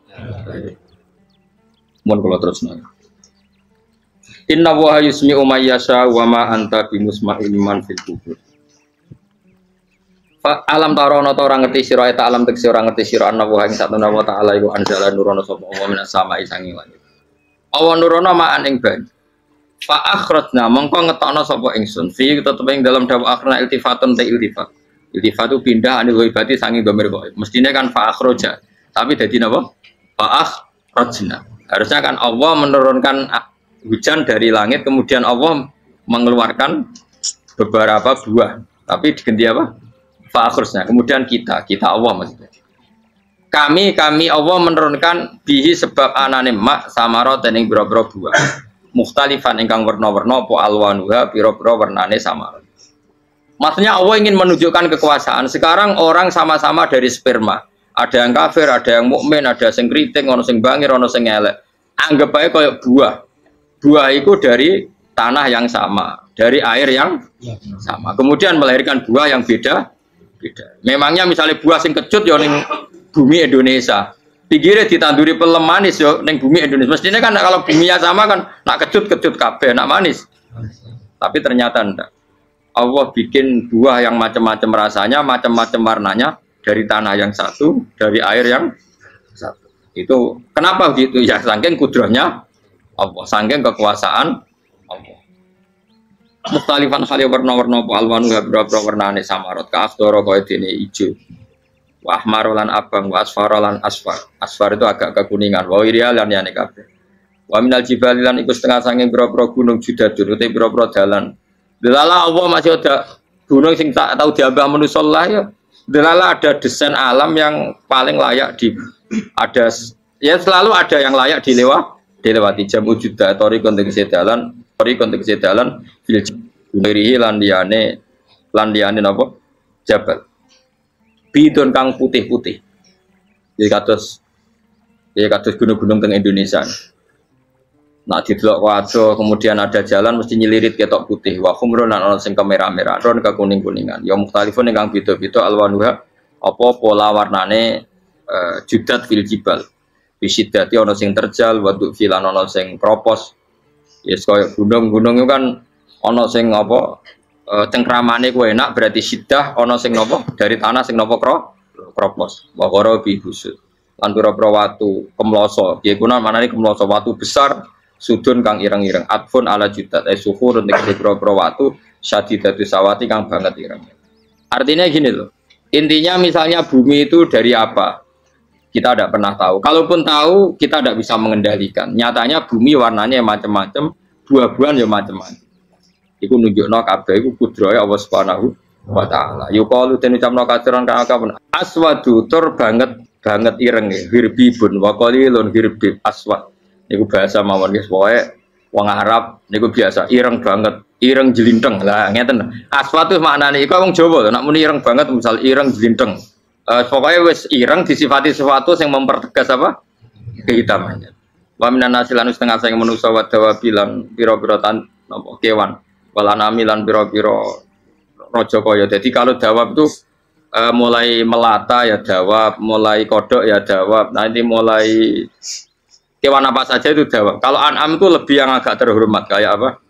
Kambing, kayak unta, sapi itu masuknya apa? An'am mukhtalifun utai sing beda-beda apa alwan pira-pira warnane iki kabeh. Ya kadalik kaya warnane pira-pira kewan. Pira-pira tanduran. Jadi maksudnya ngeten nih. Kalau sampai nangan-nangan misalnya sapi putih, engko tahu-tahu dia anak rodok kemerah-merahan, engko dia anak ke hitam dari mani yang sama. Dulu-dulunya misalnya enggak Gus, kalau hitam itu pasti babanya ada yang agak hitam. Senajan toh sekarang pas bapaknya, indukannya, ibunya sudah putih. Tapi tetap aja asal usulnya dari satu. Ya tetap asal usulnya dari satu. Sekarang jadi variasi banyak, tetap asal usulnya satu. Kok sampai beda-beda itu kabeh kekuasaane Allah. Kakhtilafi simari kaya dene bedane pira-pira buah wal jibali lan yang memahami itu semua tentu ulama innama yakhshawaha min ibadihil ulama. Innama yakhsham sine wedi banget Allah min ibadi sing pira-pira kaulane Allah sapa ulama pira-pira ulama. Allah itu menilai itu tidak sama dengan pikiran kita. Makanya kubu sebelah itu terlalu ekstrem. Memaksa Allah berpikiran kayak dia. Satu karena kurang ngaji. Nomor dua ya tadi emosinya lebih tinggi ketimbang intelektualnya. Ini penting saya utarakan. Ternyata orang yang nyuap tadi apa nilainya plus, yaitu dia iman sama dawe Rasulullah Shallallahu Alaihi Wasallam. Kalau yang namanya saksi itu penting. Cuma dia mendapat cara itu lewat suap. Tapi kan iman. Iman kalau dawe Nabi itu benar. Kalau ada saksinya pasti min ahlil jannah. Terus dia nyari saksi harus dibayar ya dibayar. Sekarang sama iya 1 juta nah. Sekarang saya tanya di KPPS atau di mana-mana saksi pemilu itu dibayar enggak? Dibayar sah apa enggak? Sah. Jadi kadang kebenaran itu harus dibayar. Ini penting saya utarakan karena ada orang perempuan cantik dirayu, digaji supaya main di klub dibayar jadi orang maksiat. Lalu mungkin ada ustadz gaji dia, bayar dia supaya mondok. Nggak tahu terusannya apa, terus dibayar apa enggak tahu saya. Pertanyaannya ketika kamu bayar kemudian jadi santri, itu kamu dosa nyuap apa dosa sodako membiayai proses kebenaran? Sodako. Tapi kalau yang bayar untuk jadi pegawai klub maka membiayai kemaksiatan. Maka pembiayaan ini penting secara fikih. Arahnya kemana? Ke hak apa ke batil? Jika di Fathul Mu'in diterangkan misalnya ada orang layak jadi pemimpin dan kemudian rivalnya itu orang yang menyesatkan atau calon perusak bangsa, ya maka calon pemimpin yang soleh itu wajib berkompetisi meskipun bibadlil mal, karena kalau yang memimpin orang fasik kampung ini rusak, kalau yang memimpin orang soleh kalau nggak bayar juga nggak jadi, maka wajib bayar. Lah yang soleh bayar ini berstatus sedekah, tapi yang batil ini berstatus suap. Kenapa demikian? Karena yang namanya riswah atau ada yang baca ruswah adalah pembayaran untuk mengehakkan barang batil dan membatilkan barang hak. Sementara pembiayaan orang soleh adalah untuk memperkuat hak. Nah orang tuh nggak tahu, yang ngajinya tidak hatam-hatam tuh taunya pokoknya ar-rosi wal murtasi benar. Tapi nggak pernah mikir lalu definisi riswah atau ruswah itu apa. Ini bukan provokasi supaya semua calon bupati gubernur nyuap, ndak, hanya nyuruh mereka sodako saja. Jadi kalau nggak jadi, tapi sodako betul ya, kalau nggak jadi ya tetap ikhlas, ngomong dari awal memang sodako. Lah soal gremeng ya bawaan manusia gitu ya. Ya nggak apa-apa, kami tetap gremeng. Ini penting saya utarakan, makanya menurut saya itu bangga dengan Pak Hamid karena sepupu mbah saya itu karena alimnya. Meskipun banyak orang mensifati beliau wali dan memang wali betul, tapi saya tetap menstatuskan beliau orang alim yang dari kelaziman alim itu beliau wali. Jangan dibalik, wali dulu baru alim. Karena dalam beliau orang Lasem dan kaidah di Lasem itu fakullu alimin waliyullah walaysa kullu waliillah aliman. Jadi kalau kaidah di daerah Jawa Tengah itu semua orang alim pasti wali, tapi kalau wali tidak mesti alim. Sehingga kalau menstatuskan alim itu keren, kalau di Jawa Tengah status alim itu keren. Dan soal keramat yang kaitannya dengan Mbah Mun itu masyhur itu dulu ketika Mbah Hamid santai-santai sama Pak D. Taifur sama keluarga lah. Beliau mau istirahat, kemudian yang datang Kiai Maimun, Mbah Mun zaman itu masih dipanggil Gus. Apa pur, ada Pak Taifur di situ. Kata Pak D. Taifur, kalau manggil Pak D itu Gus Mun. Dan itu Mbah Hamid ngendikan rojulun alimun, ada Pak Taifur, orang lelaki yang alim yang wali. Di beliau muji Mbah Mun juga alimun dulu, rojulun alimun wali. Ini penting saya utarakan karena kesanatan keilmuan beliau jelas dari beberapa keluarga di Lasem. Karena di daerah Fakhriyah itu yang tempat lahirnya Pak Hamid juga lahirnya mbah saya. Itu mbah-mbahnya sudah orang alim, termasuk Kiai Sidik Jember itu juga lahirnya di kawasan pondoknya Pak Hamid Fakhriyah. Dan Kiai Sidik punya anak yang namanya Ahmad Sidik yang jadi Rois Am, yang sekarang ada Gus Wirjon macam-macam, itu semuanya juga keluarga Lasem. Nah saya cerita keluarga ini penting bukan karena tafakhur atau tabai, bukan, karena Allah itu membuat satu tradisi besar memang lewat dzurriyyah. Sehingga Allah ngendikan misalnya ulaikal ladzina an'ama Allahu 'alaihim minan nabiyyin min dzurriyyati Adam wa mimman hamalna ma'nuh wa min dzurriyyati Ibrahim wa Israila wa mimman hadaina wastabaina. Karena tanpa dzurriyyah itu enggak ada tradisi, enggak ada kultur. Misalnya saya menjadi hafal Quran dulu, bapak saya itu tiap zaman Pak Hamid masih sugeng, yang semaan di sini itu pasti bapak saya, namanya Kiai Haji Nur Salim. Kadang diajak baca Quran di kamarnya Kiai Hamid. Karena kalau bapak saya itu mantu ponaan sama Pak Hamid. Itu dulu bapak saya memotivasi saya supaya hafal Quran itu gini, kowe kudu hafal Quran. Nak kowe rapal Quran, iku kepaten obor. Kok anak merapal luwe duwe alasan. Jadi kalau ada Gus tidak alim itu mesti salah bapaknya.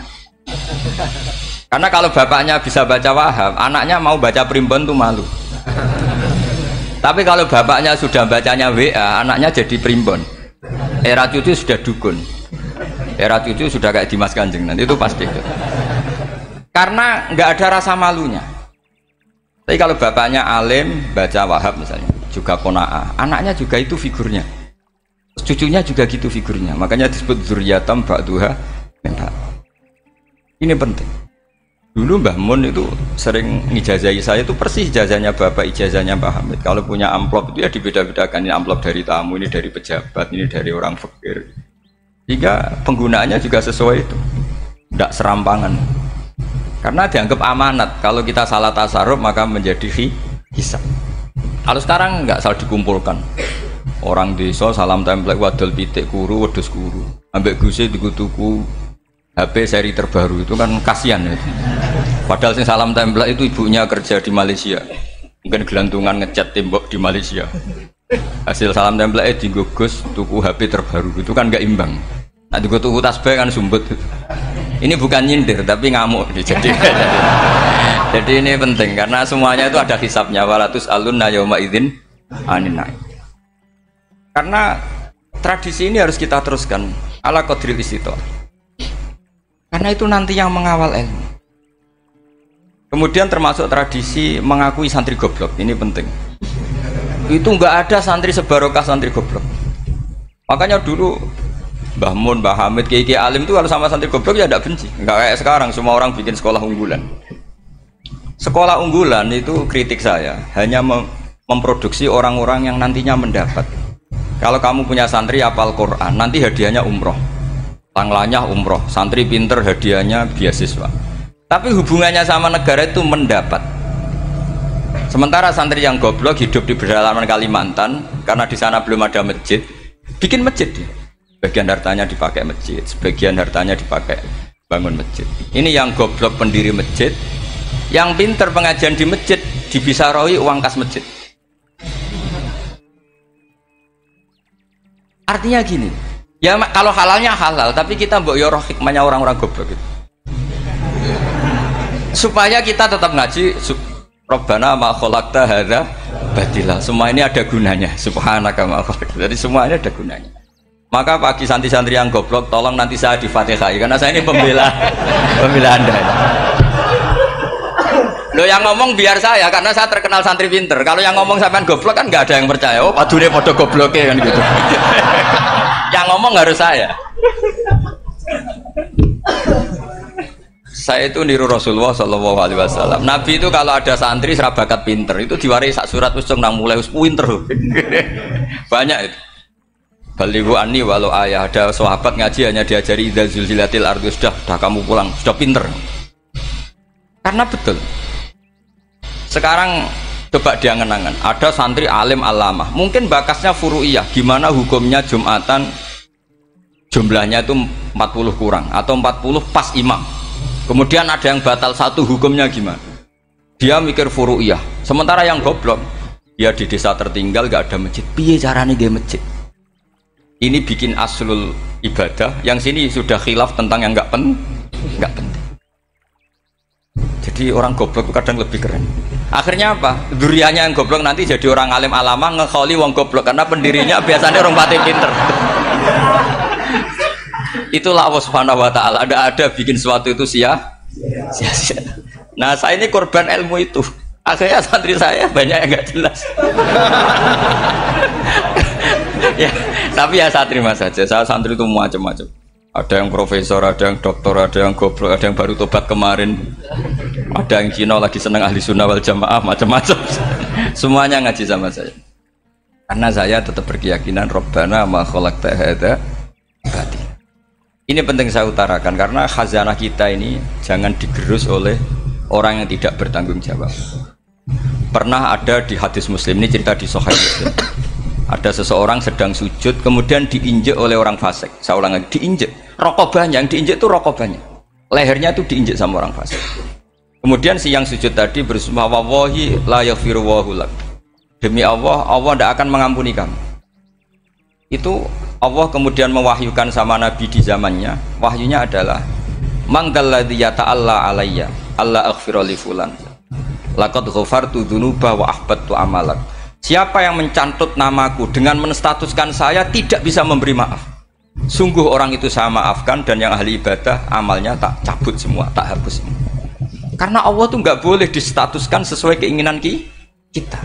Kita sedang soleh terus mengatakan orang lain tidak soleh, Allah tidak akan ngampuni. Ngampuni tidak, itu wilayahnya Allah dan Allah yaf'alu ma yasha. Dan Allah berkali-kali memaklumatkan dirinya yaghfiru liman yasha wa yu'adzibu man yasha. Tapi ini kubu sebelah nyifati Allah hanya wa yu'adzibu, kubu sebelah kan gitu.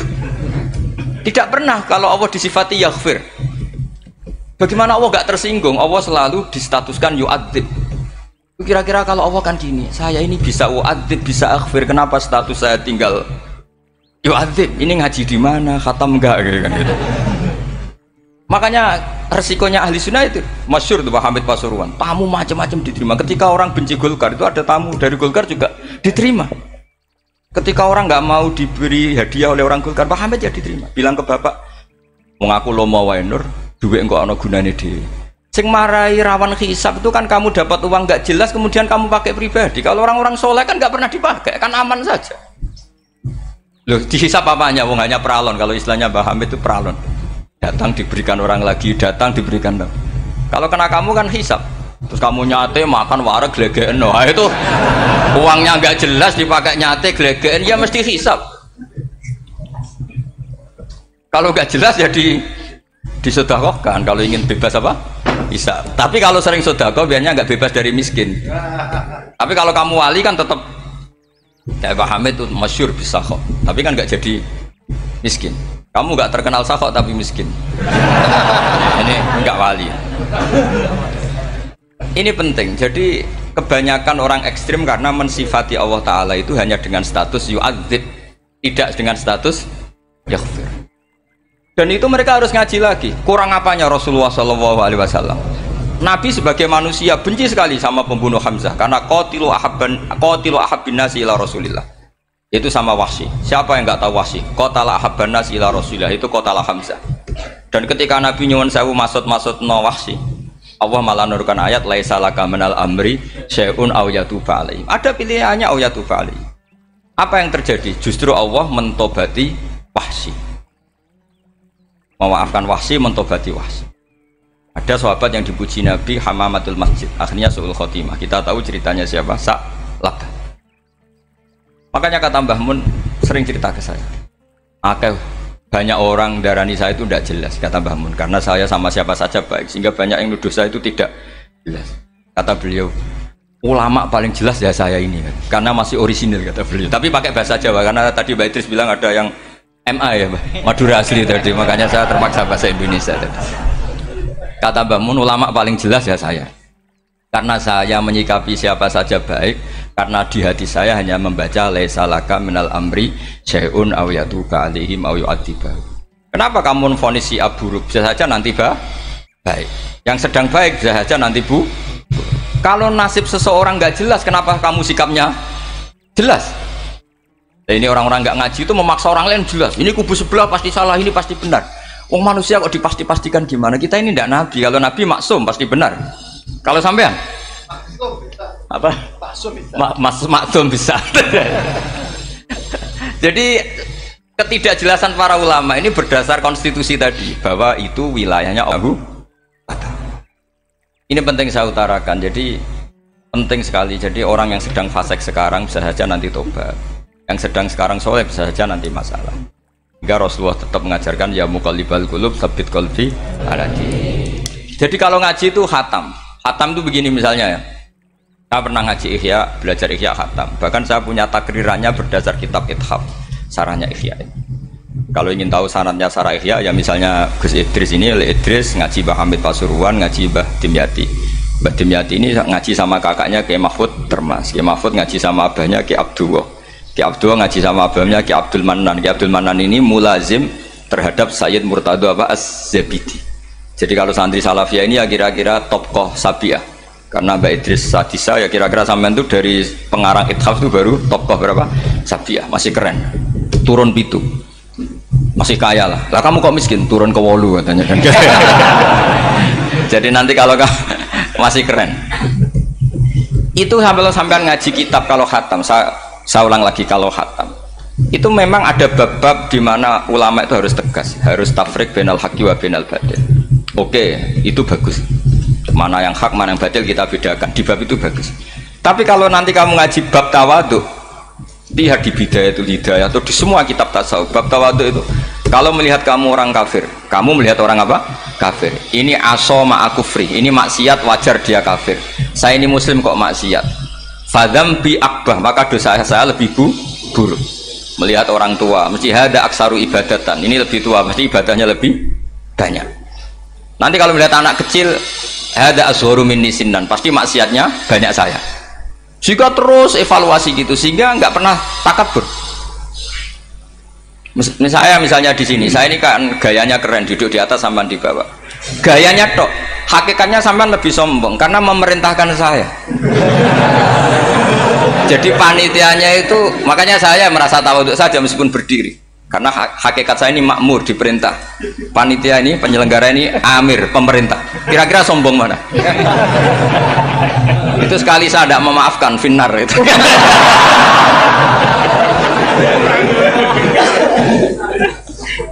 Tapi insya Allah tak maafkan. Iya masih insya Allah. Jadi ini penting. Jadi mbok ya orang-orang yang ekstrim tuh mikir keinginan Rasulullah SAW itu umatnya meninggal dalam keadaan baik. Makanya benar tadi, notulen tadi, kalau doa, kalau ingin mandi itu memang harus ada jadabnya. Tapi yang asli loh ya, jangan gaya-gayanan. Ya asli betul, yang nggak khilaf memang asli. Itu ada seorang wali doa di depan Nabi itu begini, ya Allah, saya harus jadi orang soleh. Allah diharuskan itu kan nggak sopan ya. Ya Allah, saya ini harus jadi orang soleh. Kenapa? Sekali saya soleh, maka surroh habibu, yang senang kekasihmu. Sekali saya fasik, maka yang senang musuhmu, yaitu iblis. Tinggal jenengan milih mana, nyenangkan kekasihmu apa nyenangkan musuhmu. Akhirnya dapat aku ya sudah soleh aja soleh ini kok doa kok neror orang ini. Kira-kira gitu. Jadi ya Allah, saya harus jadi orang soleh. Kalau saya jadi orang soleh, surroh habibuk, yang senang kekasihmu. Kalau saya jadi orang fasik, yang senang musuhmu. Sedangkan tinggal milih saja, menyenangkan kekasihmu apa menyenangkan musuhmu. Kira-kira Allah senang mana? Senang menyenangkan. Wah, itu doa paling mustajab. Tapi syaratnya harus anti bikolbin dan dari ijazah nggak mandi, itu ijazah nggak mandi. Maka ini tidak saya ijazahkan. Nanti kalau kamu ngalami isak sendiri, ngalami wujdi sendiri, terus ngalami itu, insya Allah makbul. Ini mau gaya-gayanan copy paste nggak diterima itu. Jadi wali-wali dulu itu kalau berdoa itu sederhana, tapi dari hati yang paling dalam. Makanya Nabi Musa itu terkenal, orang paling seenaknya sendiri dan Nabi Musa hubungannya dengan Allah. Tapi sama Allah dimaafkan karena orisinil, tidak bikin-bikin. Rasulullah juga itu, kalau sudah marah itu doanya gitu. Cuma celakanya ditiru Nira Warisman dulu itu. Nabi itu ketika perang Badar itu jelas kalah, nggak mungkin menang, sudah jelas kalah. Nabi hanya 313, orang kafir 1000 dengan perlengkapan apa? Sudah lengkap semua. Setelah perang dilihat itu jelas kalah. Seri awal yang memang kalah betul. Doanya Nabi apa? Allahumma intuhlik hadil isobah lam tu'bad badal ya. Ampun Gusti, silahkan bikin kalah, tapi ra ono sing roh najenan pangeran. Mohon lahiran jenazah di pangeran, serano sing roh. Enggak ada ibadah. Intuhlik hadil isobah lam tu'bad badal ya. Kalau engkau menghancurkan kelompok saya ini, jenengan sebagai Tuhan tidak ada yang nyembah lagi. Karena yang nyembah tinggal kelompok kita. Tapi yang ngendikan Nabi, kalau kamu niru tidak bisa. Gak bisa kamu doa, ya Allah saya ini santri salafiyah, kalau saya bodoh menjadi presiden buruk terhadap alumni salafiyah. Gak apa-apa sekali-kali doa gitu. Tapi kata Allah lainnya masih banyak.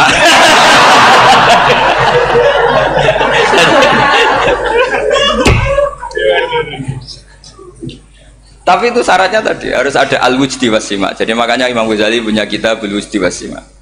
Karena ada masrob, ada syarab. Jadi wali ngikuti para nabi itu ada masrob, ada syarab. Sehingga perasaannya itu beda. Saya punya sekian contoh. Makanya tadi saya bilang di sini yang cerita nanti tak baca Arabnya ya tabarruk dengan jamil apa?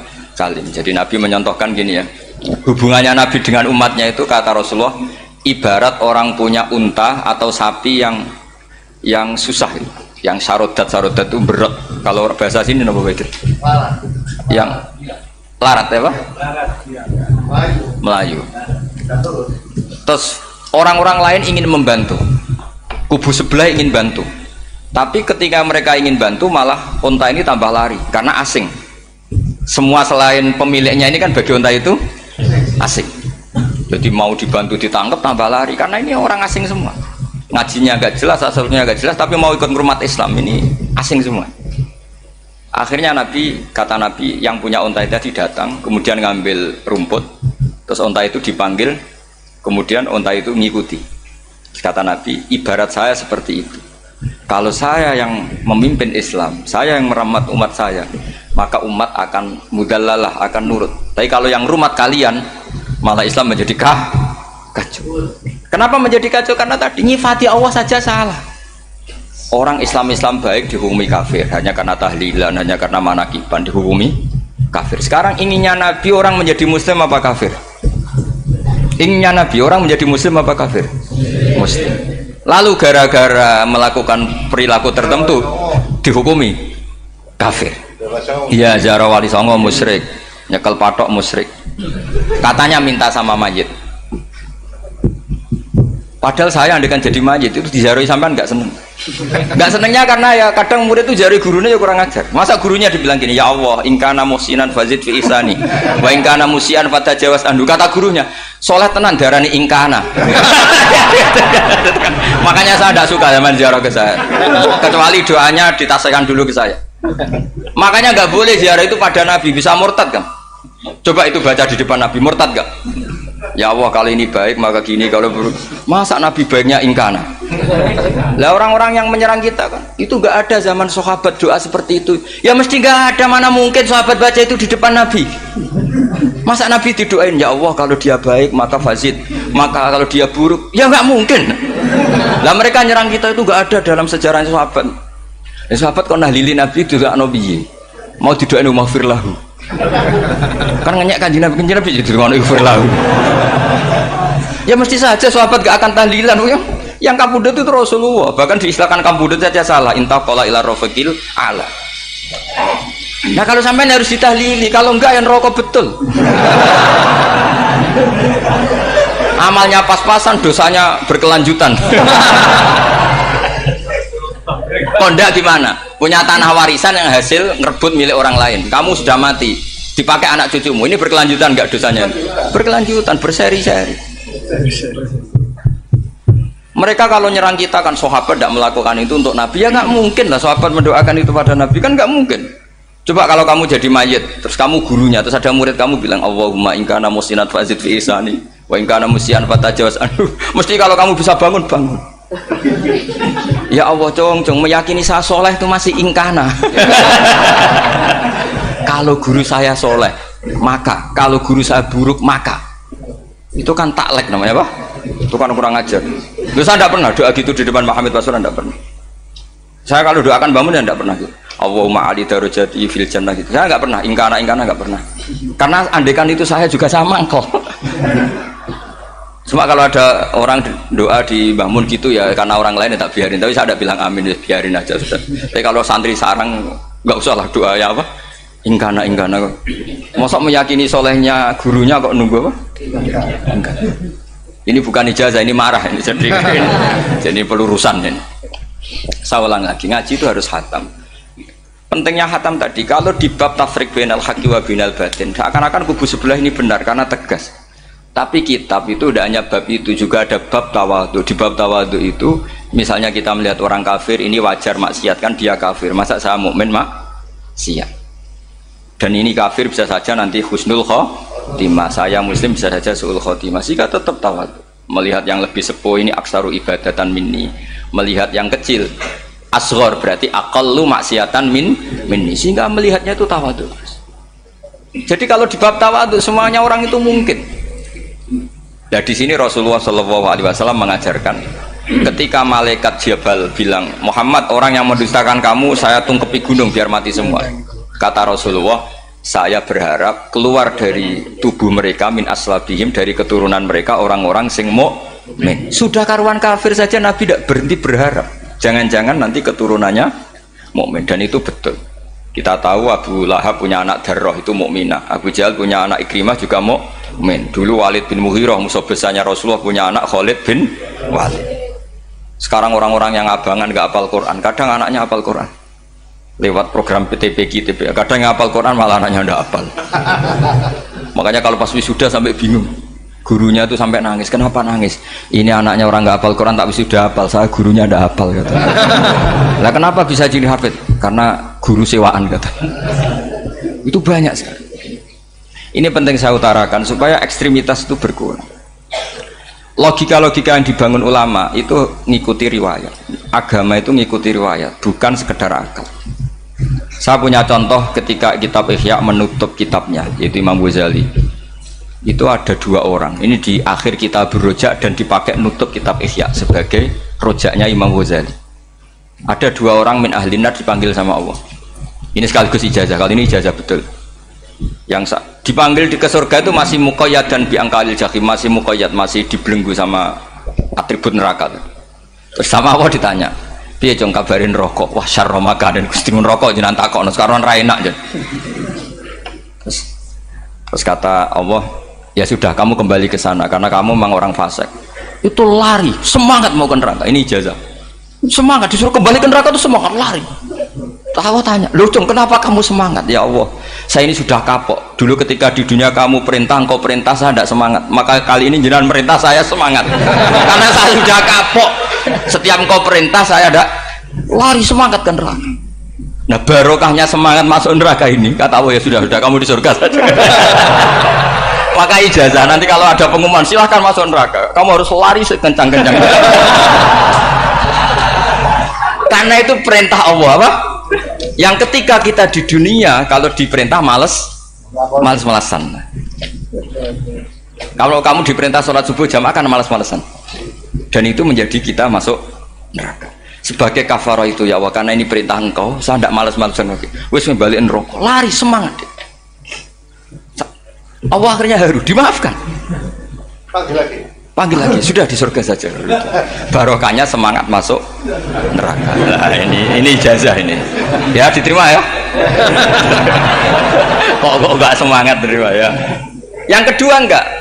Sudah kamu kembali ke neraka, pelengahan gitu. Enggak semangat. Allah dilihat terus enggak semangat. Kenapa kamu toleh? Ya Allah, saya tidak pernah ngira ketika engkau manggil saya ke surga, kemudian engkau kembalikan lagi ke neraka. Ya sudah di surga saja, barokahnya husnudzon. Jadi ini ijazah, kamu milih 2 itu, milih yang mana terserah. Artinya apa? Logika kamu itu tidak mesti masuk apa yang dilakukan oleh Allah Subhanahu wa Ta'ala. Itu logika kamu kan tidak masuk, tapi Allah yaf'alu ma yasha. Ini penting saya utarakan. Nah tapi orang-orang ekstrim itu maunya nyifati Allah dengan status yu'adzib, yantakim, Jabbar, Qahar. Sifatnya Allah Ta'ala itu 99. Kenapa apa kamu hanya 1?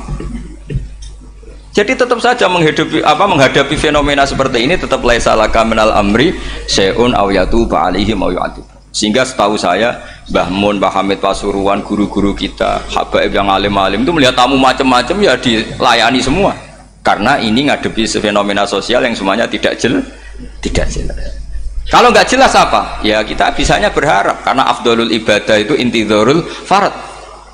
Kalau belum Islam sekarang kita harapkan nanti. Kalau bapaknya enggak kita harapkan anaknya. Kalau anaknya belum kita harapkan cucunya. Karena agama ini limangka nayarjuwo hawal yaumal akhir. Agama ini bagi yang terus berpengharapan, bukan bagi yang putus asa. Ini yang penting saya utarakan. Jadi apalagi Allah sudah punya rencana tadi, yang goblok-goblok di pedalaman Dayak bikin masjid, yang pinter-pinter ramen lomba untuk sangu, untuk umroh. Kira-kira memberi sama mendapat pahalanya keren mana? Memberi. Tapi tidak usah jadi goblok. Goblok tidak usah direncanakan, sudah terjadi. Jadi makanya saya bela karena sudah terjadi gitu. Tapi tidak usah direncanakan. Nanti terus wah goblok aja cara Gus Bak gak apa-apa ndak. Sudah kadung ini cuma kita itu iman ya. Jadi karena yang pinter itu yang jumlahnya tidak banyak. Ini kita bully saja. Karena kamu bully pun tetap mulia kan orang pinter ini. Tapi kalau orang goblok gak dibela habis dia. Yang pinter buat dikritik kayak apa kan tetap mulia kan. Lah yang muji sudah banyak saya ngeritik saja lah. Ini tidak akan jatuh. Tapi yang goblok ini kan nggak ada yang bela. Saya sebagai umatnya Rasulullah, pecinta umat Rasulullah tak bela, tenang saja. Ada hikmahnya apa? Hikmahnya orang goblok. Betul loh, saya itu sering ketemu dokter, ketemu profesor tuh nangis. Tak tanya kenapa nangis. Bapak saya itu petani, saya di Jogja sampai jadi dekan, jadi rektor. Tapi saya sekarang rektor, anak saya sekedar SMP naik itu sudah senang. Nggak dengar kabar ketangkep BNN sudah senang. Padahal saya ini ahli metodologi. Ternyata pinter bapak saya. Karena bapaknya tadi hanya petani bisa menjadikan anaknya profesor. Tapi profesor tidak mesti bisa jadi. Anak saya naik SMP aja sudah senang. Karena Allah ingin membuktikan pinter kamu itu tidak ada artinya di depan iradatullah. Di depan apa? Iradatullah. Supaya orang tunduk. Lo coba yang jadi ulama tabi'in itu rata-rata abnaul mawali. Anaknya budak yang dimerdekakan. Karena Allah seperti itu. Ada yang tokoh yang tadi dzurriyatam ba'duha min ba'd, itu harus kita jaga. Saya termasuk orang yang ditakdir punya mbah-mbah alim, itu juga harus dijaga. Yang enggak alim peluangnya masih banyak. Banyak sebanyak-banyaknya. Asal tadi lewat jalur sregep, dan kalau bodoh ngaji saya nanti. Tak ajari robbana ma khalaqta hadza napa? Karena ayatnya gitu, min dzurriyyati Adam wa mimman hamalna ma'anu wa min dzurriyyati Ibrahim wa Israil. Terus terakhir ditutup wa mimman hadaina wajtabaina. Itu umum. Tidak jalur nasab. Siapa saja yang hadaina wajtabaina. Ini penting saya utarakan. Jadi ini sebagai penutup tak baca teks Arabnya supaya kita dapat barokah jami'ul kalim. Karena sebarokah-barokahnya bahasa Jawa atau bahasa Indonesia masih barokah bahasa Arab. Cuma kalau tidak saya terjemah dulu, nanti saya baca ini kamu amin amin dikira doa aja sih. Makanya ini diterangkan dulu biar gak korban apa diamini. Karena saya ini pernah Jumatan di satu kampung, imamnya itu sepuh. Imamnya sepuh, khutbah itu gak selesai karena dia gak bisa menyelesaikan sesuai teks di bukunya itu. Yang belakang mantul terus amin amin. Akhirnya Pak Khotib ngadeg lagi, cungkurung doa cungkurung.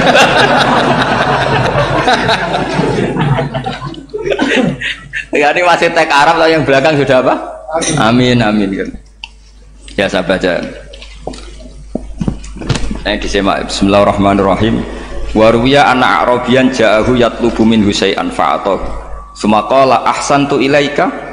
Dikasih sesuatu ya tadi saya contohkan, misalnya dikasih hanya 10.000. Qala al-Arabiyullah wala ajmalta, kamu ya belum berbuat baik. Faghadibal muslimun wa qamu ilaihi. Orang-orang Islam marah besar karena Nabi dikomentari la ajmalta, kamu tidak orang baik. Fa asyara ilaihim an kuffu, kata Nabi jangan kamu pukulin. Kalau di Madura sudah tuntas tuh kena celurit itu kalau. Sumakomak, kalau di MA ada dia di Madura asli tadi ya. Sudah tuntas. Sumakoma wa dakhala manzilahu. Setelah itu terus arsala ilahi sallallahu alaihi wasallam wa zadahu syai'an. Kemudian Nabi menyuruh dia, ayo masuk rumah terus ditambahi. Faqala ahsantu ilaika qala na'am fajazakallahu min ahlin wa asyiratin khairan. Setelah ditambah banyak sama Nabi, saya sudah baik sama kamu. Wah, baik kalau sekarang baik. Itu mengatakan baik karena ditambah uang loh. Bukan karena dari nuraninya, karena ditambah uang, ditambah duit. Amplopane ditambahin. Faqala lahu Nabi sallallahu alaihi wasallam, innaka qulta ma qulta wa fi nafsi ashabi min dzalika syai'un. Fa in ahbabta faqul baina aydihim ma qultu baik. Ma qulta baina yadayya hatta yadhaba ma fi sadrihim alaika. Kamu tadi ngomong dan menjadikan sahabat saya tersinggung. Coba sekarang klarifikasi supaya mereka clear apa? Itu menunjukkan klarifikasi itu termasuk wataknya Rasulullah Shallallahu Alaihi Wasallam. Tadi kamu menyinggung saya di depan umum, maka sekarang kamu muji saya juga harus di depan umum supaya clear, supaya mereka tidak punya perasaan macam-macam. Sudah akhirnya qala na'am falamma kana al-ghadu awil asyu ja'a faqala sallallahu alaihi wasallam inna hadzal arabiyya qala ma qala fazidnahu fazama'nahu radiya kadzalik qala na'am fajazakallahu min ahlin wa asyiratin khairan. Terus faqala Nabi sallallahu alaihi wasallam, ini penting ya bagi semua dai, bagi semua ustaz. Masali wa masalu hada masalu rajulin lahu naqatun syaradat alaihi fattaba'an nasu wa fa'atba'an nasu falam yaziduha illa nufuran fanadahum sahibuha khallu baini wa baina naqati fa inni arfaqu biha minkum. Jadi namanya unta, sapi atau kuda itu lebih terbiasa sama pemiliknya sama orang lain. Sama pemiliknya. Kalau orang lain ikut mantu ketika berat malah tambahlah lari. Sama kiai sama umat tuh, kalau kiai kan punya syafaqah sama umat, maka ininya umatnya dimaafkan. Tapi kalau kubu sebelah ininya mengkafirkan, mendosakan, membid'ahkan, nah, itu bisa diharap nggak umat mau kembali, malah lari. Makanya saya pernah ngalami ini serius. Ada orang tukang ngafir-ngafir nawang NU gitu. Di majlis, satu majlis dengan saya. Singkat cerita, saya NU pinter. Waya jamaah duhur itu waya sholat. Ayo jamaah, aku gak sholat. Kenapa? Kafir sholat bareng. Gak wajib kafir sholat. Tidak usah kafir, sholat saja. Mereka itu kan omongannya ta'arud, mengkafirkan kita tapi mewajibkan kita sholat. Sholat wajib gak bagi orang kafir? Gak wajib. Berani gak mereka mengatakan yang dikafirkan tidak perlu sholat karena sudah kafir? Berani gak kira-kira?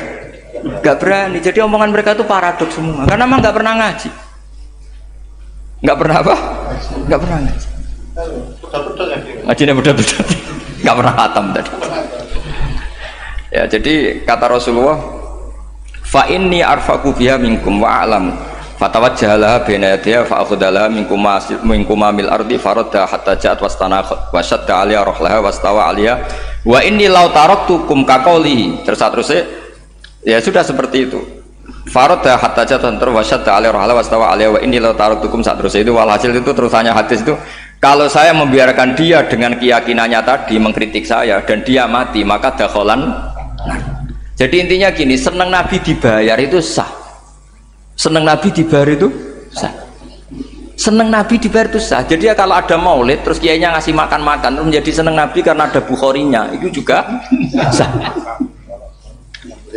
Ono zaitune sah. Terus kiainya seneng karena untuk amplop juga sah. Jadi ini sudah ini sama-sama sah. Karena untuk kebaikan selalu sah. Makanya mungkin di sini ya habis doang kajian di sini mesti ada sarapannya pertama. Yeah. Kopi dan sarapan ngaji pagi. Yeah. Jadi orang datang ingin sarapan tidak apa-apa. Tidak apa-apa sah itu. Sah. Sayyid Muhammad juga gitu kalau ada orang ngaji dikasih uang juga sah.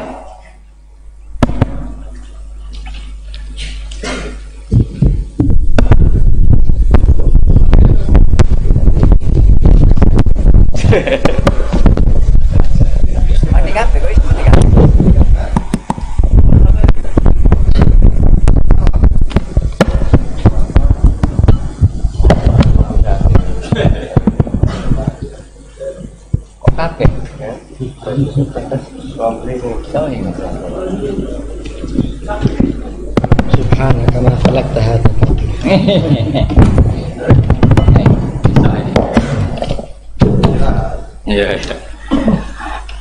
Ya, jadi ini jelas ya, jadi riwayat ini jelas. Kemudian riwayat yang ada di kitab Bukhari ketika Rasulullah didustakan, dibully.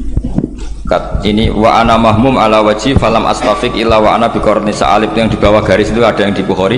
Farafatu rasi fa idzan ana bi sahabatin qad adallatni fa nadartu fa idzan fiha jibril fa nadani faqal inna wa qad sami'a qala qaumika laka wa maraddu 'alaika wa qad basa ilaika malakal jibal lita'muruhu bima syi'ta fihim fa nadani malakul jibal fa sallama 'alaihi tsumma qala ya Muhammad faqala dzalik bima syi'ta in syi'ta an udbika alim al-akhsaban faqala Nabi sallallahu alaihi wasallam bal arju ayyukhrijawahu min aslabihim ma ya'budu wa wahdah la yusyriku bihi syai'an. Jadi Nabi menghadapi yang sedang kafir saja enggak putus asa, bisa saja mereka nanti melahirkan anak-anak yang Islam.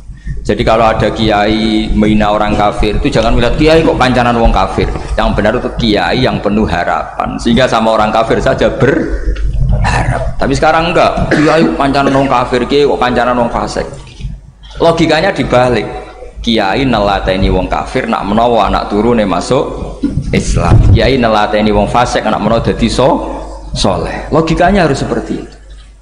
Nah soal perang itu beda. Perang kan mereka sudah menstatuskan diri ingin bunuh kita, tentu kita harus berani untuk mempertahankan diri. Tapi kalau kondisi normal tidak bisa seperti itu. Ini kan kondisi normal. Itu Rasulullah ya nggak boleh, karena tadi bahkan kalau saya pernah ngaji ini di Sidogiri, pernah cerita Rasulullah jajar Nabi Nuh, ada seorang wali pasnya Abu Hasan Asyadili. Siapa Abu Hasan apa? Asyadili mimpi ketemu Rasulullah jajar Nabi Nuh. Kemudian Nabi Nuh itu digojlok sama Rasulullah, kamu pernah maksudkan kaum kamu, bisa saja fi aslabihim atau fi zuhurihim ada nasamatan sing tu'minu billah.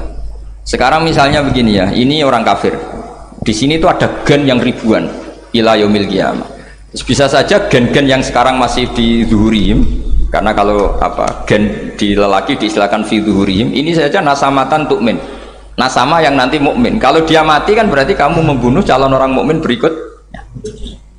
Jadi, tapi ya sama. Tapi kalau kamu bilang dibiarkan, bisa saja ini ada nasama sing calon kafir, berarti kamu membiarkan kekafiran.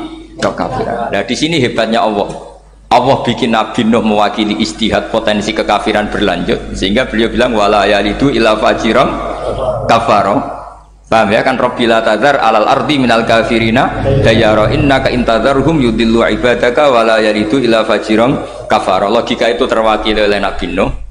Logika bisa saja ini ada nasamatan untuk minubillah, itu terwakili oleh Rasulullah bal arju ayyukhrijawahu min aslabihim may ya'budu wa la yusyriku bihi syai'an. Kayak apa untungnya kita jadi umat Rasulullah sallallahu alaihi wasallam?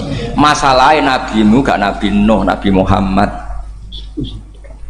Jadi kira-kira istihad kamu ikut Nabi siapa? Kalau main hantam ya ikut Nabi Nuh. Kalau main rojak berharap Nabi Muhammad. Ya sudah, sampean ikut mana coba? Nabi Muhammad. Ini penting saya utarakan supaya apa-apa itu terukur lewat ilmu. Ya pokoknya istilah kayak Wali Songo yang tercerminkan sampai ke kita kayak Mbah Hamid, karena Mbah Hamid ini sanadnya secara gen sampai Sunan Bonang, di silsilah itu sampai Sunan Bonang. Saya punya catatan nasabnya Mbah Hamid Pasuruan sampai Sunan Bonang, ditulis Mbah Him itu ya, pas 40 harinya Mbah Hamid itu silsilah itu. Saya kira demikian, saya mohon maaf atas semua kesalahan. Assalamualaikum warahmatullahi wabarakatuh.